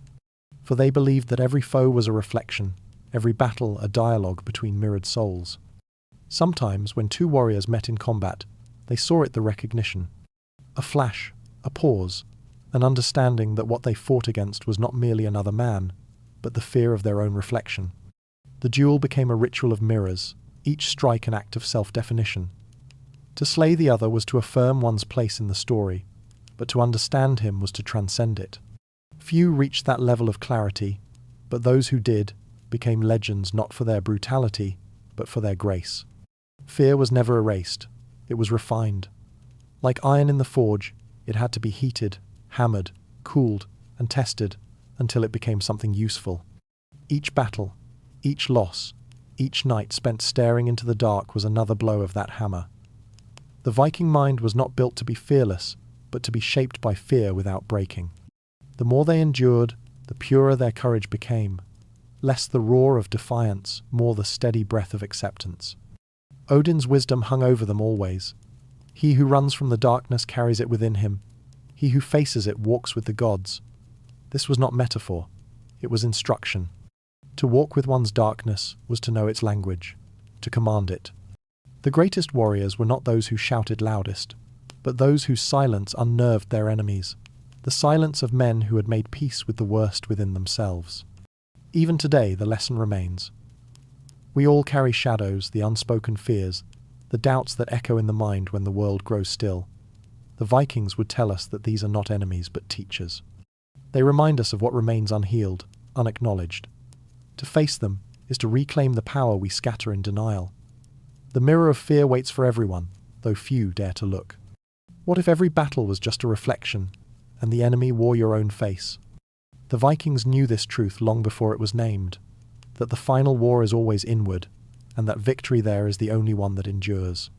The self is now tempered, like a blade cooled in the waters of honesty, ready to enter myth itself, where man and God, shadow and light, will meet at last. Every people invents gods in their own image, but the Vikings did something rarer. They shaped themselves in the image of their gods. Between them stood no soft veil of holiness, no unreachable distance. The divine was not a perfection to worship, but a reflection to imitate. The gods were flawed, doomed, and defiant mirrors of the human heart. They bled, they doubted, they fell, and in that frailty, they became sacred. It was said that Odin traded his eye for wisdom, that Tyr lost his hand to a wolf, that Thor would one day drown in the venom of the serpent he sought to kill.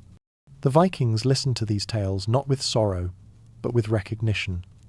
To them, this was not tragedy, it was truth. The gods themselves were mortal in a cosmic sense, bound by the same law that governed all creation, that everything born must one day end. Yet they did not despair. They fought, they laughed, they feasted in the shadow of their own destruction, and so did those who followed them. The legend of Ragnarok was not prophecy, it was philosophy. The end of the world was inevitable, not as punishment, but as renewal. The sun would be devoured, the earth would burn, and even the gods would fall. But from that ruin, a new world would rise, bright and unscarred. The Vikings did not fear that fire, they longed for it. It gave meaning to courage. For what valor is there in victory that is certain? True greatness, they believed, was to fight for a doomed cause to defy the dark, not because you will win, but because it is right to resist. They carried that belief into every act of their lives. Each raid, each voyage, each battle was a small Ragnarok, the world ending and being remade in miniature. To live fully was to participate in that eternal rhythm of creation and destruction. The man who faced death with calm was not denying mortality, he was joining the gods in their final stand. Every act of bravery became a prayer, every fall a reflection of divine struggle. Around their fires, they recited the Voluspa, the vision of the seeress who foretold the end. She spoke of wolves devouring the sun, of stars fading, of gods meeting their fate without flinching. As her words filled the hall, the warriors would sit in silence, eyes reflecting the flame. They were not listening for comfort, but for instruction. The poem was a reminder that fate spares no one, that even immortality bends before the wind. Yet in that cosmic tragedy lay the seed of freedom. If even gods could die, then so could fear. To understand this worldview is to glimpse a people who did not seek to escape death, but to perfect the art of meeting it. Their courage was not reckless. It was sacred choreography. Every sword raised, every oath sworn, was an imitation of the divine dance that would someday end the world. To act with honor was to align oneself with the gods' final grace, to stand shoulder to shoulder with them at the end of all things. Some sagas tell of warriors who, in the height of battle, believed they saw the gods fighting beside them, not visions of protection, but of solidarity. Odin's ravens circling above, Thor's thunder breaking through the noise, Freya's unseen hand guiding the fallen toward Valhalla. These were not hallucinations of desperation, but manifestations of belief so total it shaped perception. In those moments, the line between man and God vanished. The mortal did not become divine through bloodline, but through behavior, through the refusal to yield to despair. The philosophers of later ages would call this acceptance of doom cosmic fatalism, but to the Norse mind, it was not fatalism at all. It was participation. The gods did not wait for Ragnarok in fear. They prepared. They built their armies, forged their weapons, loved their families, and lived knowing each joy was a countdown to oblivion. This awareness did not weaken them. It illuminated them. To exist knowingly in the face of inevitable loss, that was the highest form of wisdom. If you knew the world would end, would you still fight for it? The Vikings answered that question every day. They repaired their ships, though storms would tear them apart. They carved stones, though time would erode the names. They raised their children, though they knew death waited for all. Their defiance was quiet, constant, eternal. It was not hope that drove them, but reverence, a recognition that to live at all was to stand briefly in rebellion against the void. This understanding also shaped their morality. The gods themselves were bound by oath and honor. They could not escape fate, but they could face it rightly. The Vikings sought the same dignity. To betray an oath was not merely to break trust among men, it was to rupture the very order that held the cosmos together. Loyalty, courage, sacrifice. These were not human virtues alone, but cosmic ones. They were the pillars that kept chaos from devouring the world before its time. In battle, this belief became fire. To die was not defeat, but alignment, a joining with the divine will. When the Valkyries descended to choose the slain, they were not rescuers, but acknowledgements. Their arrival meant the warrior had lived truthfully enough to be worthy of myth. Death, in this worldview, was promotion from flesh to legend, from man to memory. Those chosen would ride with Odin at Ragnarok, fighting one last time to preserve meaning itself. Yet there was tenderness hidden within this grandeur. The same men who shouted into storms also whispered prayers over their children's cradles, asking the gods to watch over them when they could not. They saw no contradiction between love and doom. To love was the most defiant act of all, to attach oneself to something transient, knowing it would vanish. It was, in its own way, the same courage that faced the end of the world. The Viking understanding of the divine was not worship from below, but kinship from within. Their myths told them that the gods had walked the same earth, suffered the same wounds, and still found meaning in the struggle. In that shared mortality, man and God met as equals. And so, when they stepped into battle, they were not begging for divine favor, they were answering a divine call. There are stories of warriors who, before charging, whispered to themselves, "If this is Ragnarok, let me play my part well." To fight under that belief was to transcend fear entirely. Every clash became ceremony, every strike a hymn. They no longer fought for survival or victory, but for participation, to belong to something larger than the self, larger even than life. In that sense, courage became a kind of religion. Not faith in salvation, but faith in dignity. The gods would fall, the world would burn, but the beauty was in the stance itself, standing against the storm, eyes open, breath steady. The end was not an event to dread. It was a truth to honor. Through myth, man became mirror. Through courage, mirror became myth. The boundary blurred until neither could be told apart. They had learned the final secret, that immortality does not lie in eternity, but in the moment one refuses to yield to nothingness. And so, as dawn rose over the fjords, Their stories whispered the same quiet vow that when the end came, they would not kneel, they would not plead. They would lift their faces to the fire and step forward, knowing that in that act of surrender, they would finally become gods. When belief becomes identity, the body follows, and so the battle begins. The air before battle is thicker than any fog. It hums not with noise, but with the soundless vibration that fills the lungs when everything living holds its breath. The earth seems to know what is coming. Birds fall silent. The wind slows. Even the sea, restless and eternal, pauses to listen. Men stand in lines of shadow and steel, their faces lit only by the faint shimmer of dawn, their eyes already distant. No one speaks. No one dares to. The calm has arrived vast, absolute and alive. They called it the savage calm, the moment when time itself shuddered and stopped its forward motion, when the world's pulse synchronized with the heartbeats of men poised on the edge of eternity. To the outside eye, it was quiet, but inside, each chest thundered a storm. Breath deepened, muscles trembled, thought vanished. Every sense sharpened until the smallest detail, the creak of leather, the weight of frost on eyelashes burned with unbearable clarity. It was not fear, it was awakening. The Berserkers stood among them, bare-armed in the cold, eyes half closed as if listening to something the others could not hear. Their mouths moved faintly, murmuring to unseen gods, or perhaps to the animal within that waited to be released. The calm was their threshold, the space between man and myth, between flesh and the force that moved beyond it.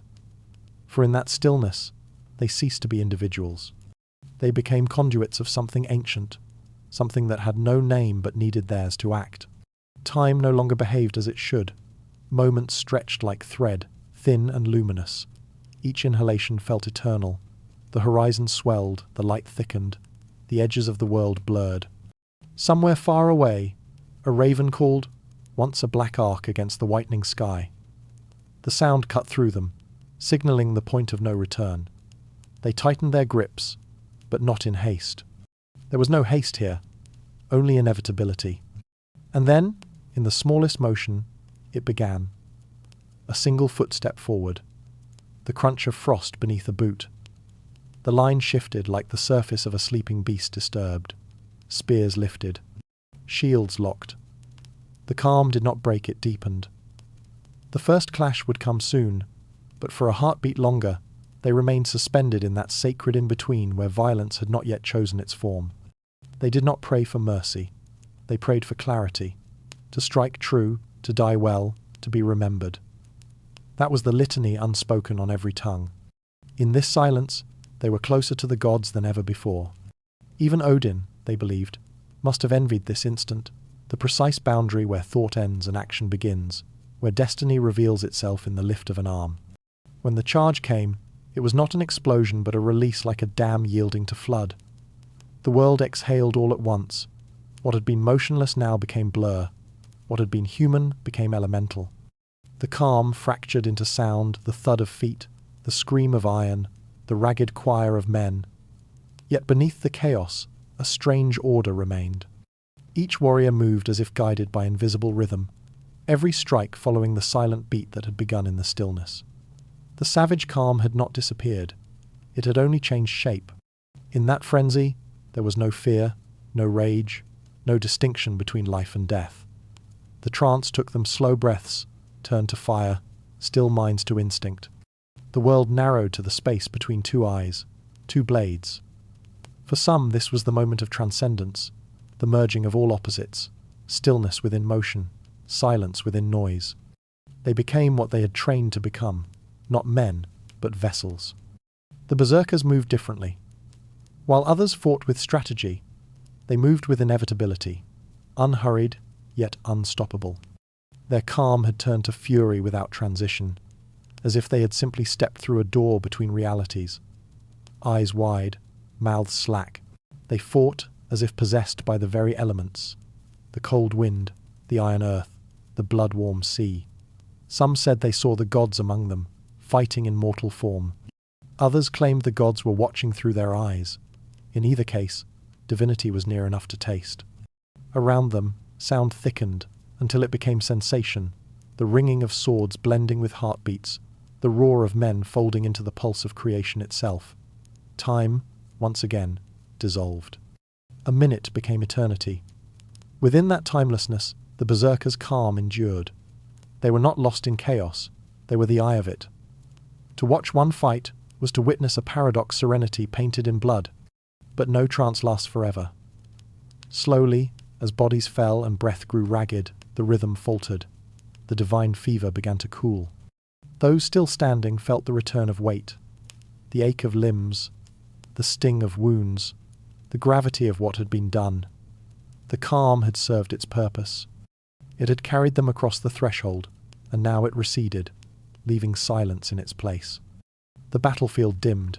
Smoke and frost mingled, curling upward into a sky that seemed suddenly too wide, too empty. The wind returned, timid at first, then steady. It moved through the fallen like a sigh. Somewhere, a warrior knelt, his weapon buried in the earth, his hands trembling not from exhaustion but from the echo of what had passed through him. Around him, the survivors stared into nothing, caught between triumph and loss, unable to tell which was which. The calm that came after was different from the one before. The first had been expectation, sharp, electric. This one was hollow, infinite. The gods were gone, their voices spent. Only the human remained breath, heartbeat, shivering awareness. The trance had fulfilled its promise, and now the price of transcendence was solitude. The narrator's voice softens to a whisper. This was the moment the human became something else. And then, as the last echo of steel fades into distance, the sound falls away completely. No music, no movement, only the faint hiss of wind and the slow beat of a single heart. The camera drifts across the field over fallen banners, broken shields, eyes turned upward, seeing nothing but pale sky. Silence. The savage calm has ended. Battle ends, silence returns. What remains when the trance fades? When the roar of battle fades, the world remembers how to breathe again, but differently. The air that returns is heavier, thick with smoke, and the scent of what has been burned away. The ground, once trembling beneath the march of men, now lies still beneath their silence. Everywhere, the marks of struggle remain, blackened shields, torn banners, the faint shimmer of blood in the frost. The sky is pale, uncertain, like a god who cannot bear to look down. The living move through the aftermath slowly, their steps muffled, their faces hollow. There is no triumph in them. Victory, if such a word still fits, feels like an insult to what lies before them. They do not cheer, do not shout. The great feast of courage has ended, and what remains is a hunger that no song can fill. Even the wind seems to whisper their names in the past tense. They gather the fallen. Some they recognize, some they do not. The line between friend and foe is blurred now, all faces pale in death. The warriors bend, lifting the bodies with quiet care. For all their fury in life, they are gentle in this. They place the dead side by side, facing the horizon where dawn will come. In the old belief, this was important. The sun's first light would show the way to the next world. To lie turned away from it was to risk being lost forever. There are no words for this work, only breath. The creak of armor, the scrape of wood, the faint moan of wind through broken shields. A few whisper prayers to Odin or to their ancestors, but most remain silent. The gods have already spoken. This is the time for men to listen. They know the souls of the dead are near, hovering like mist, watching. The survivors feel their gaze like weight upon the skin, not accusing, but present. The dead do not speak, yet their silence is a question. What right have you to remain? In that question lies the cruelest mercy. To live is not always reward, sometimes it is debt. The Vikings understood this well. Survival carried obligation to remember, to tell, to bear the burden of those who could not. To forget was the true betrayal. The Skald said that every survivor carried two hearts, one for the living, one for the dead. The second heart was heavier, slower, but it kept the first one honest. The smoke from the pyres rises in dark ribbons. It smells of pine, flesh and iron, the trinity of war. As the flames grow, the survivors step back, watching. The firelight dances over their faces, revealing exhaustion deeper than flesh. Some stare blankly, Others tremble, not from cold but from the sudden absence of sound. For hours, their world had been a storm, now it is an echo. The silence after battle is not peace, it is gravity. There are stories of warriors who refuse to leave the field, sleeping beside the dead as if to keep vigil for themselves. They said that in the still hours of night, you could hear the faintest murmurs, not voices, but impressions of them. Laughter without sound, the hiss of memory replayed by the earth itself. The Vikings did not fear these ghosts. They feared being forgotten by them. To feel the presence of the dead was to be reminded that one's life still had witness, still had meaning. Yet, even this reverence carried sorrow. For every pyre that rose, a piece of the world was lost. The fallen were not just men, they were stories, skills, laughter, moments that would never return. The survivors knew this. They watched the smoke drift upward and imagined it carrying memories away, dissolving into the same sky that had watched the battle begin. The gods perhaps collected those memories, or perhaps the wind did. Either way, the world seemed to grow quieter with every wisp that vanished. Some of the dead were enemies. Even they were honoured. A man's courage was sacred, no matter his allegiance. To deny it was to diminish one's own. So they spoke soft blessings over them too, acknowledging the mirror that every foe held up. Each man was the reflection of another's fate. To survive was not superiority, it was chance.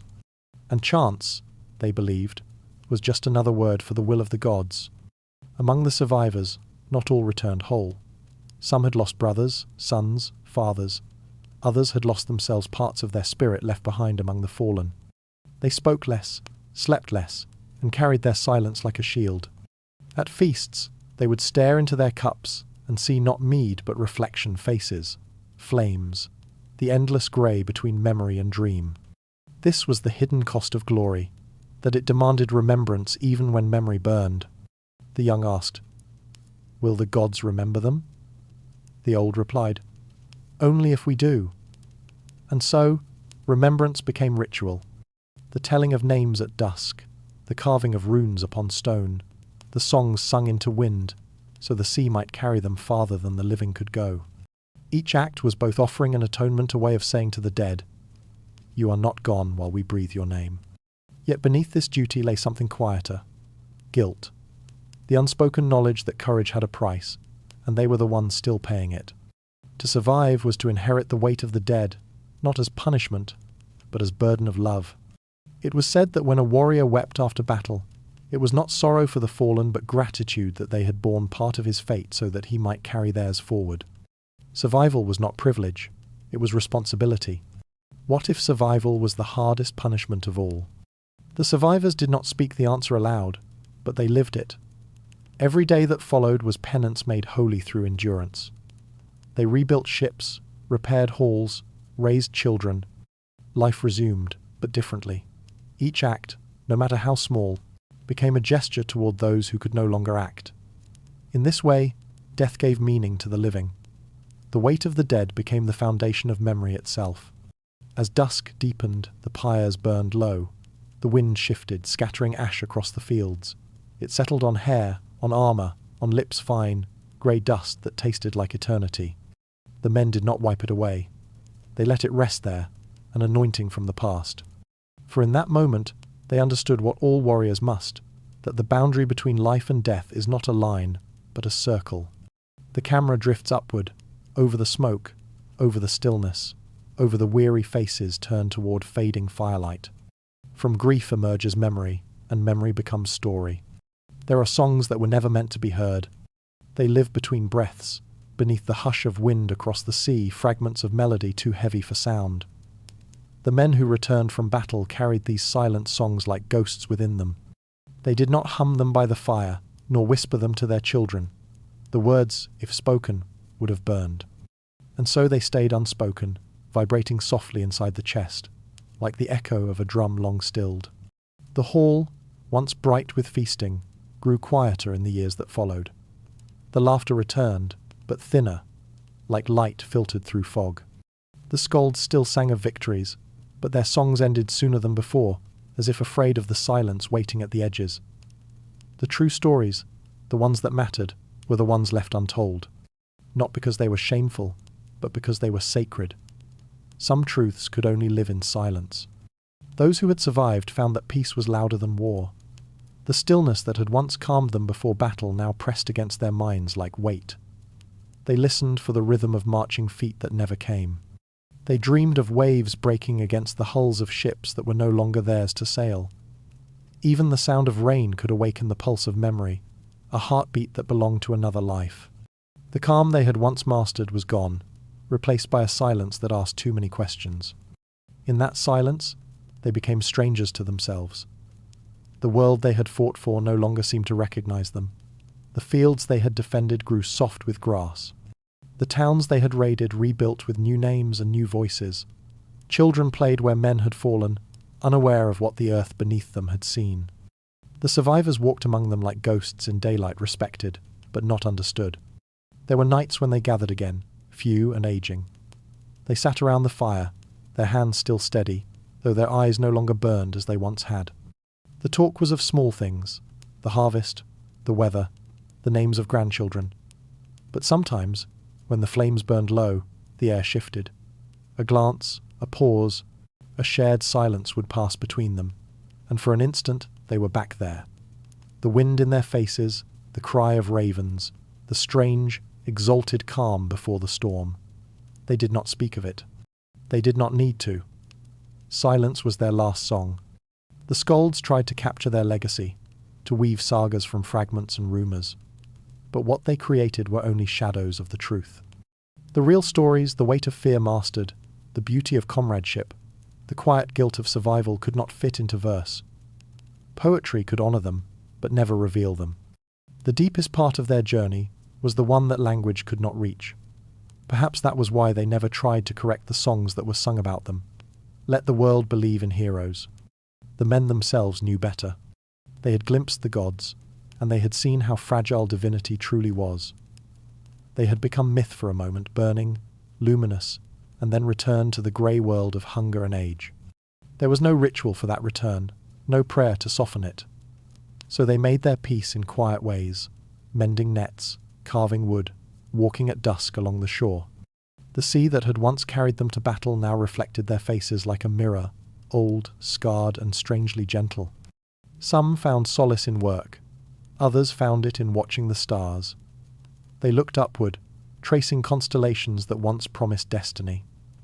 Now those same stars watched in silence, unblinking, indifferent. The men did not resent this. They understood it. The gods, they knew, had their own silence. Perhaps that was the greatest lesson of all, that every story, even the divine, ends not with noise but with quiet. There were no parades for them, no monuments beyond a few stones marked with runes. Yet in the whisper of wind through pine, in the creak of ships left moored to rot, their presence lingered. The land remembered what the songs did not. The earth, after all, had held their weight. The rivers had carried their blood. Nature itself became their eulogy, soft and endless. Sometimes a traveller passing through would stop at a lonely farmstead and hear a tune hummed under the breath of an old woman, a lullaby with no words. It was said that these were fragments of those lost songs carried in bloodlines, drifting through generations. The melody had no origin and no end. It belonged to the silence, as all things eventually do. Some stories were never told because silence kept them alive. Words would have fixed them, made them mortal. But silence allowed them to breathe, to change shape with each listener's imagination. In that way, they became eternal, not as legend written, but as feeling remembered. The Viking who stared into the fire and said nothing spoke louder than any saga. His silence was inheritance. The calm he once found in the face of death became the calm of acceptance in life. The war had ended, but the inner stillness remained, transformed into understanding. He no longer needed the trance, the battle, the proof of courage. Survival itself had become ceremony, the slow ritual of existing with the weight of all that had been lost. As the years passed, the last of them faded quietly. Their names blurred, their bones folded back into the soil, their voices gone. Yet their silence endured, stretching across centuries like the faint hum beneath history's noise. Perhaps that was their final gift. To remind the living that not every truth demands to be spoken, and not every song needs to be sung. The fire dies, The hall grows dark. The wind outside carries the faint rhythm of waves against distant cliffs, a heartbeat older than memory. Somewhere, beneath that endless sound, the unsung stories still breathe. Silence turns to remembrance, and remembrance to legend. The world beyond the walls had grown quiet. The raids were over, the banners lowered, the swords hung above the hearth like sleeping serpents. What remained of the north was peace fragile, unfamiliar, and alive with its own kind of tension. The same hands that once held shields now held spoons, hammers, and children. The great noise of conquest had faded, leaving behind the slow rhythm of living. It was in this hush that the next chapter of courage began, not on the field, but beside the fire. Every Viking hall was a universe contained. Timber walls held back the cold, smoke curled upward through a hole in the roof, and firelight turned the air to gold. Around that light, the stories returned. They came not from scrolls or scripts, but from memory the living archives carried in voices and eyes. The elders would sit close to the flames, their shadows long on the walls, and the young would gather at their feet. The sagas they told were not always of heroes, nor of war. Often, they were stories of endurance, of choices made in silence, of men who learned to live after everything was lost. When the hall fell still, the old ones began. Their words came slowly, shaped by time and breath. They spoke of ancestors whose courage had built the bones of the world, of women who held families together through endless winters, of ships that had never returned, and those who waited for them anyway.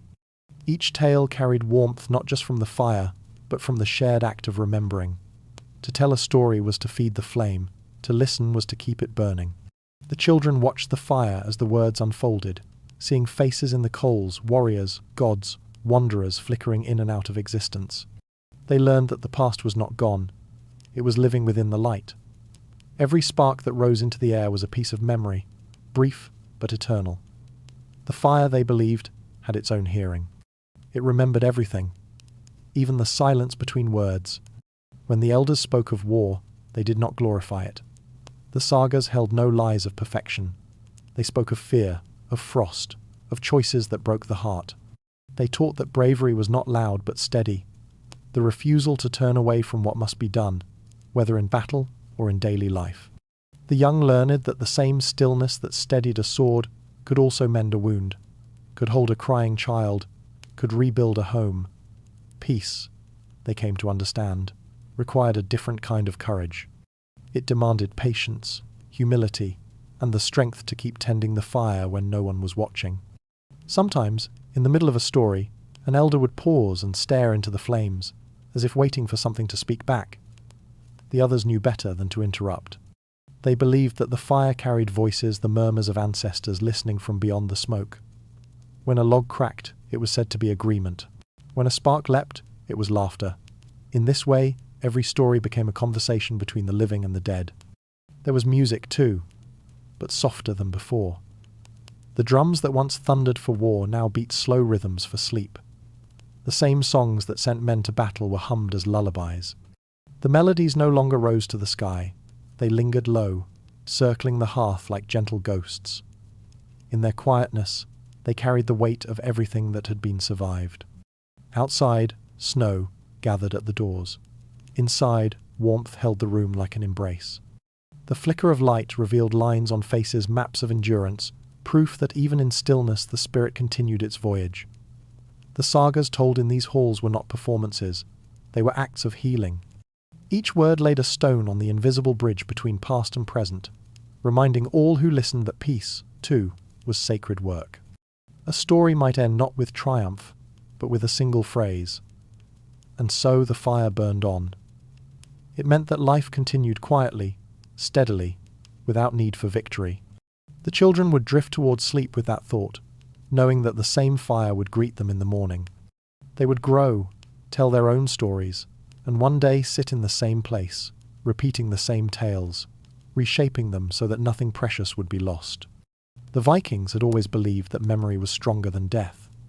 The body decayed, but words could cross generations like migrating birds, returning each season to familiar ground. The hearth was their vessel now, the ship that carried memory forward through the long night of time. Every spark that rose into the rafters was a soul ascending, every flicker a name reborn. Outside, the world changed, kings fell, borders shifted, new faiths took root, but inside the hall, the rhythm of storytelling endured. It was their true inheritance. Not gold or glory, but wisdom passed through warmth and breath. To keep the fire was to keep the world. And so the storyteller's voice softened. The room dimmed. Only the steady glow of the coals remained. They said that when a story ended, you could feel the ancestors draw closer, listening to the silence that followed, content that their names still lived upon the tongue of the living. When the war was over, this was what the flames remembered. The laughter, the tears, the voices that would one day fade but never vanish entirely. The hearth became a sanctuary where the human spirit, once forged in violence, learned again to speak softly. From the warmth of remembrance rise the embers of legacy. The fire has burned low. Only one ember remains a slow, pulsing light among the ashes, breathing softly like a sleeping heart. Around it, the hall lies quiet.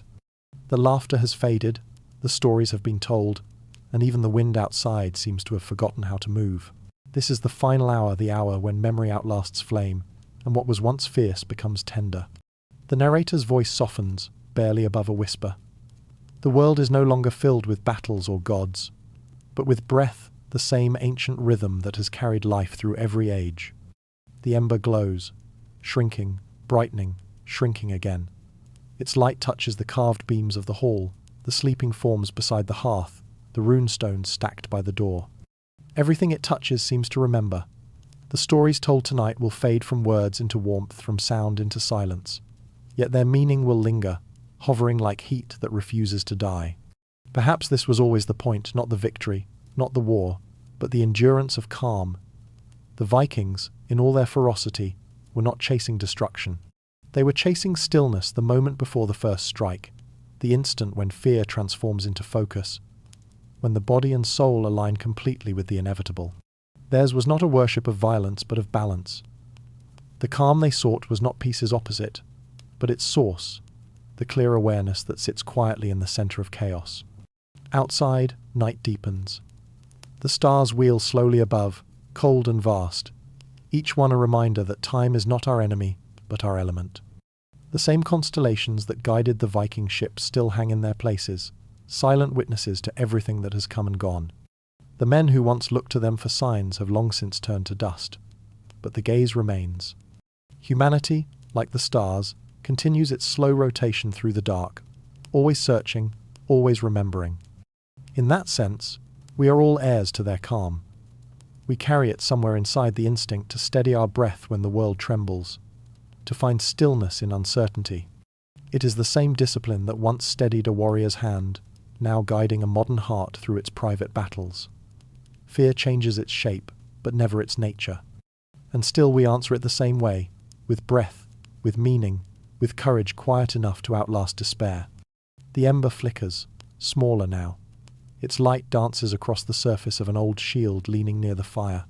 The metal catches a faint reflection, the face of a man who is no longer there, but somehow still watching. Memory is like that. It never truly leaves. It only changes form. The Vikings believed that the soul could travel through stories, through the voices of the living. Perhaps that belief was their truest wisdom. For even now, as the ember burns down, their calm still glows in us, subtle, patient, waiting to be remembered. The omniscient voice drifts through the room like smoke. What is left when the war is over? Not banners, nor blades, nor even names. What endures is the feeling that deep, unspoken knowledge, that to live at all is to stand between fire and frost, between chaos and order, and to find a way to remain whole. Every age must rediscover that balance. Every heart must learn the discipline of stillness, not the silence of resignation, but the quiet born of understanding. The Vikings found it in the breath before battle. We might find it in the pause between thoughts, in the moment before we speak, in the decision to choose kindness instead of rage. Stillness, in any age, is how the human spirit survives itself. The ember brightens one last time, its light trembling against the dark like a final heartbeat. The hall seems to inhale with it, as if remembering everything at once. The shouts of men, the ring of swords, the laughter of children, the songs never sung. All of it contained within this one dim spark, a universe shrinking to a single point of light. Perhaps the calm before battle was never about war. Perhaps it was about being human, the fragile, miraculous art of standing in the storm without letting it own you. For that, too, is battle, and that, too, is victory. The narrator pauses. In the silence, there is no fear, only recognition.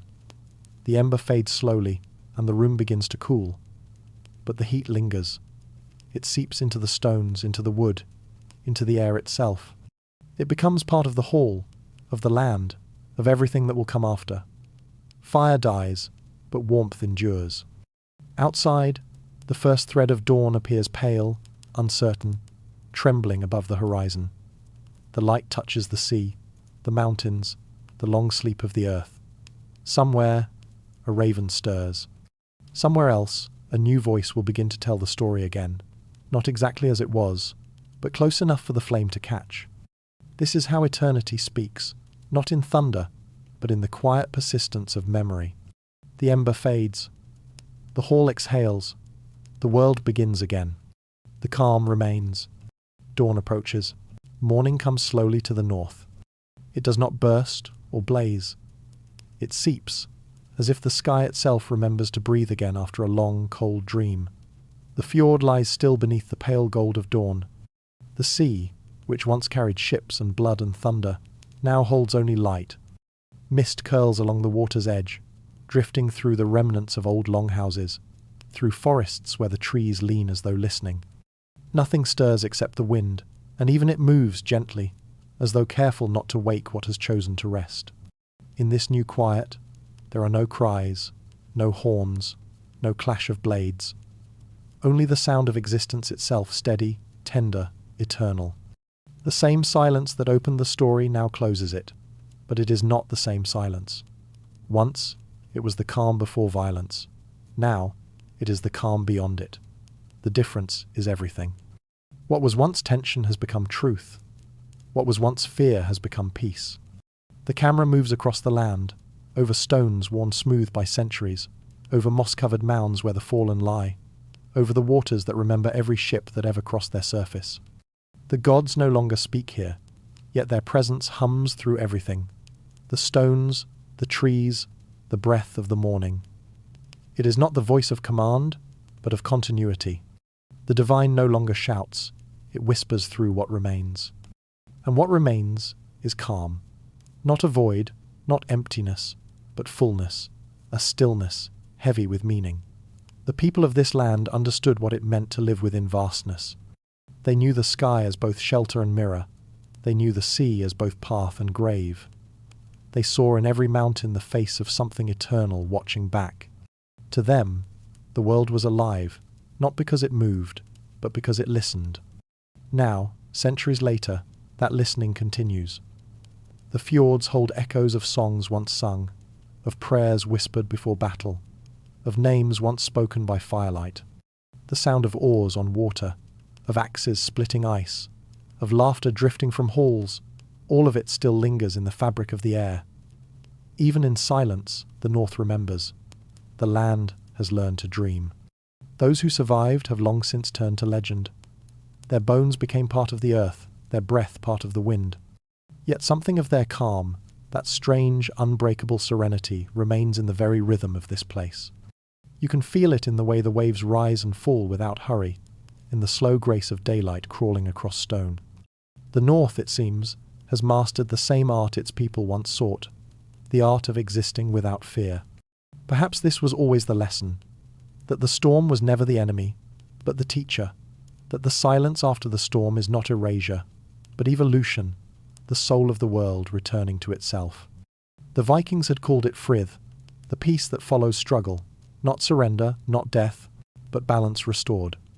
They believed it was sacred, the breath between endings and beginnings. The narrator's voice lingers, slow and reverent. The storm ends, but the silence remains eternal. For silence, to them, was never absence. It was presence in its purest form. It was the voice of all things speaking at once, so vast that it sounded like nothing. When a man stood alone on a cliff at dawn and heard the wind hum through the valleys, he was not alone. He was listening to every life that had ever passed through the North. The stillness was the soul of it all. The gods, too, found their peace in that silence. Odin no longer wandered, Thor no longer raged. Even they, in the great cycles of myth, learned rest. Their stories became stars, each one a reminder that power, too, must one day bow to quiet. And in that bowing lies completion. The divine had always been human, now the human had become divine, not through conquest, but through understanding. The light climbs higher, glancing off the snow, painting gold over white. The world awakens gently. Birds call from distant cliffs, their voices thin but certain. Life resumes in small, sacred ways. A ripple on the water, a branch bending under frost, a child somewhere laughing into morning air. The north exhales. If one listens closely enough, the silence still speaks. It tells the same story, over and over, but softer each time. A story of fear met with breath, of chaos turned to calm, of men who found meaning not in dominance but in acceptance. Their age has ended, but their lesson endures. That stillness is strength, that courage is not the absence of fear, but the ability to hold it gently, and that peace is not found by fleeing the storm, but by walking through it. This is the quiet soul of the North, not carved in stone or sung in halls, but felt. It is the hush that waits beneath every human struggle, the echo that reminds us we are not separate from the world we fight to survive. The same calm that once steadied a Viking's breath before battle now steadies the pulse of anyone who listens. It belongs to no time, no people, no God. It is simply the heartbeat of existence itself. The ember of night has gone out. The hall is cold, but the light that replaces it is kind. The gods sleep. The sea dreams. The earth, once drenched in fire, now glows with frost and memory. The storm ends, but the silence remains eternal. And in that silence, all things begin again. One final reflection remains memory itself. The stars return before the dawn, scattered like sparks drifting from a forgotten fire. They hang over the north in absolute silence, ancient, patient, watching. The world below lies asleep. No sails cut the water. No echo of war disturbs the valleys. Only the snow moves, whispering across the fjords as it falls. In this frozen stillness, it becomes impossible to tell where the earth ends and the sky begins. Everything, for a single breath, feels whole again. Perhaps this is how the gods remember us, not through the noise of our lives, but through the calm that surrounds it. Not through the wars we fought, or the prayers we shouted, but through the brief moments when we listened. The world has always been louder than truth. Yet truth, the old ones said, hides in silence. If the gods remember anything at all, it is not the victories or the banners. Those fade too quickly, swallowed by time. They remember the quiet courage before the storm, the inhale before the charge, the trembling hand steadying itself on a blade, the heartbeat of one soul who, for an instant, stood still. That stillness was the doorway between human and divine. To master it was to be seen. Maybe they never watched the battle at all. Maybe they watched the breath before it began. From the sky's height, even war is only motion, brief flickers of light and shadow moving across an indifferent sea. But stillness glows. It lingers. It becomes part of the eternal pattern that only the gods can see. The calm of a single person, standing against fear, outlasts empires. It ripples outward, through generations, until even the stars carry its memory. The camera drifts upward, past the fjords and mountains, past the glacial mists curling like smoke. The land grows smaller, yet its silence grows larger. An ocean of quiet swallowing every sound, every age, every sorrow. Somewhere, beneath that silence, the old halls sleep beneath the snow. Their fires long gone, but the warmth still pulsing faintly in the earth, like a heartbeat under ice. The gods do not mourn this. They know that endings are never endings. Every extinguished flame leaves behind its ember invisible, waiting for breath. The narrator's voice becomes softer, as if speaking not to an audience but to the darkness itself. Perhaps this was the lesson the North tried to teach us, that to endure is not to conquer, but to understand. That calm is not surrender, but arrival. The gods remember those who learn to listen to the sea's endless rhythm, to the quiet labour of time, to the voice that speaks only when the world is still enough to hear it. They remember those who breathe through fear instead of fleeing it, who met the unknown without turning away. Those were the souls that touched divinity, not in power, but in awareness. A single snowflake lands on the surface of the fjord, dissolving without sound. Its disappearance is perfect, nothing wasted, nothing broken. The universe, it seems, values this kind of grace. What falls must fade. What fades becomes part of something greater. In this way, every end is also a return. And so, the gods remember not the heroes' cries, but their silences. The moments between pulse and stillness, life and memory, question and breath. Humanity, in all its restless movement, leaves behind not monuments but echoes. The gods listen to those echoes like songs that have forgotten their words, but not their tune. The stars burn a little brighter.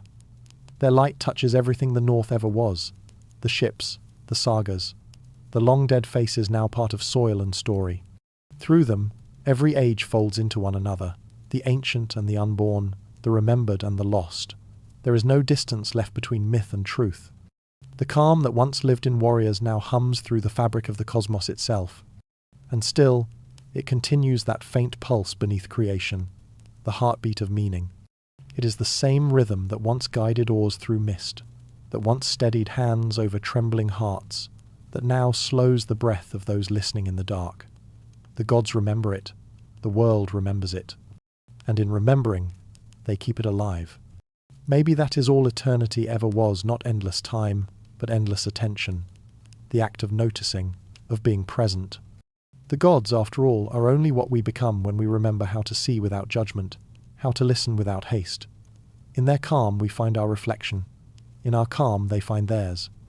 The camera lifts higher now, above the clouds, where the aurora drifts like the soul of the north, green, blue, and gold, weaving through the heavens in silence. It is the last movement of the story, the breath that follows the final word. There is no music, only the low hum of wind and light. Below, the world sleeps. The seas have turned to glass. The mountains keep their vigil. The gods remember. And somewhere, deep within that silence, a single ember glows again, small, patient, eternal. The calm remains. The storm has passed. The north sleeps.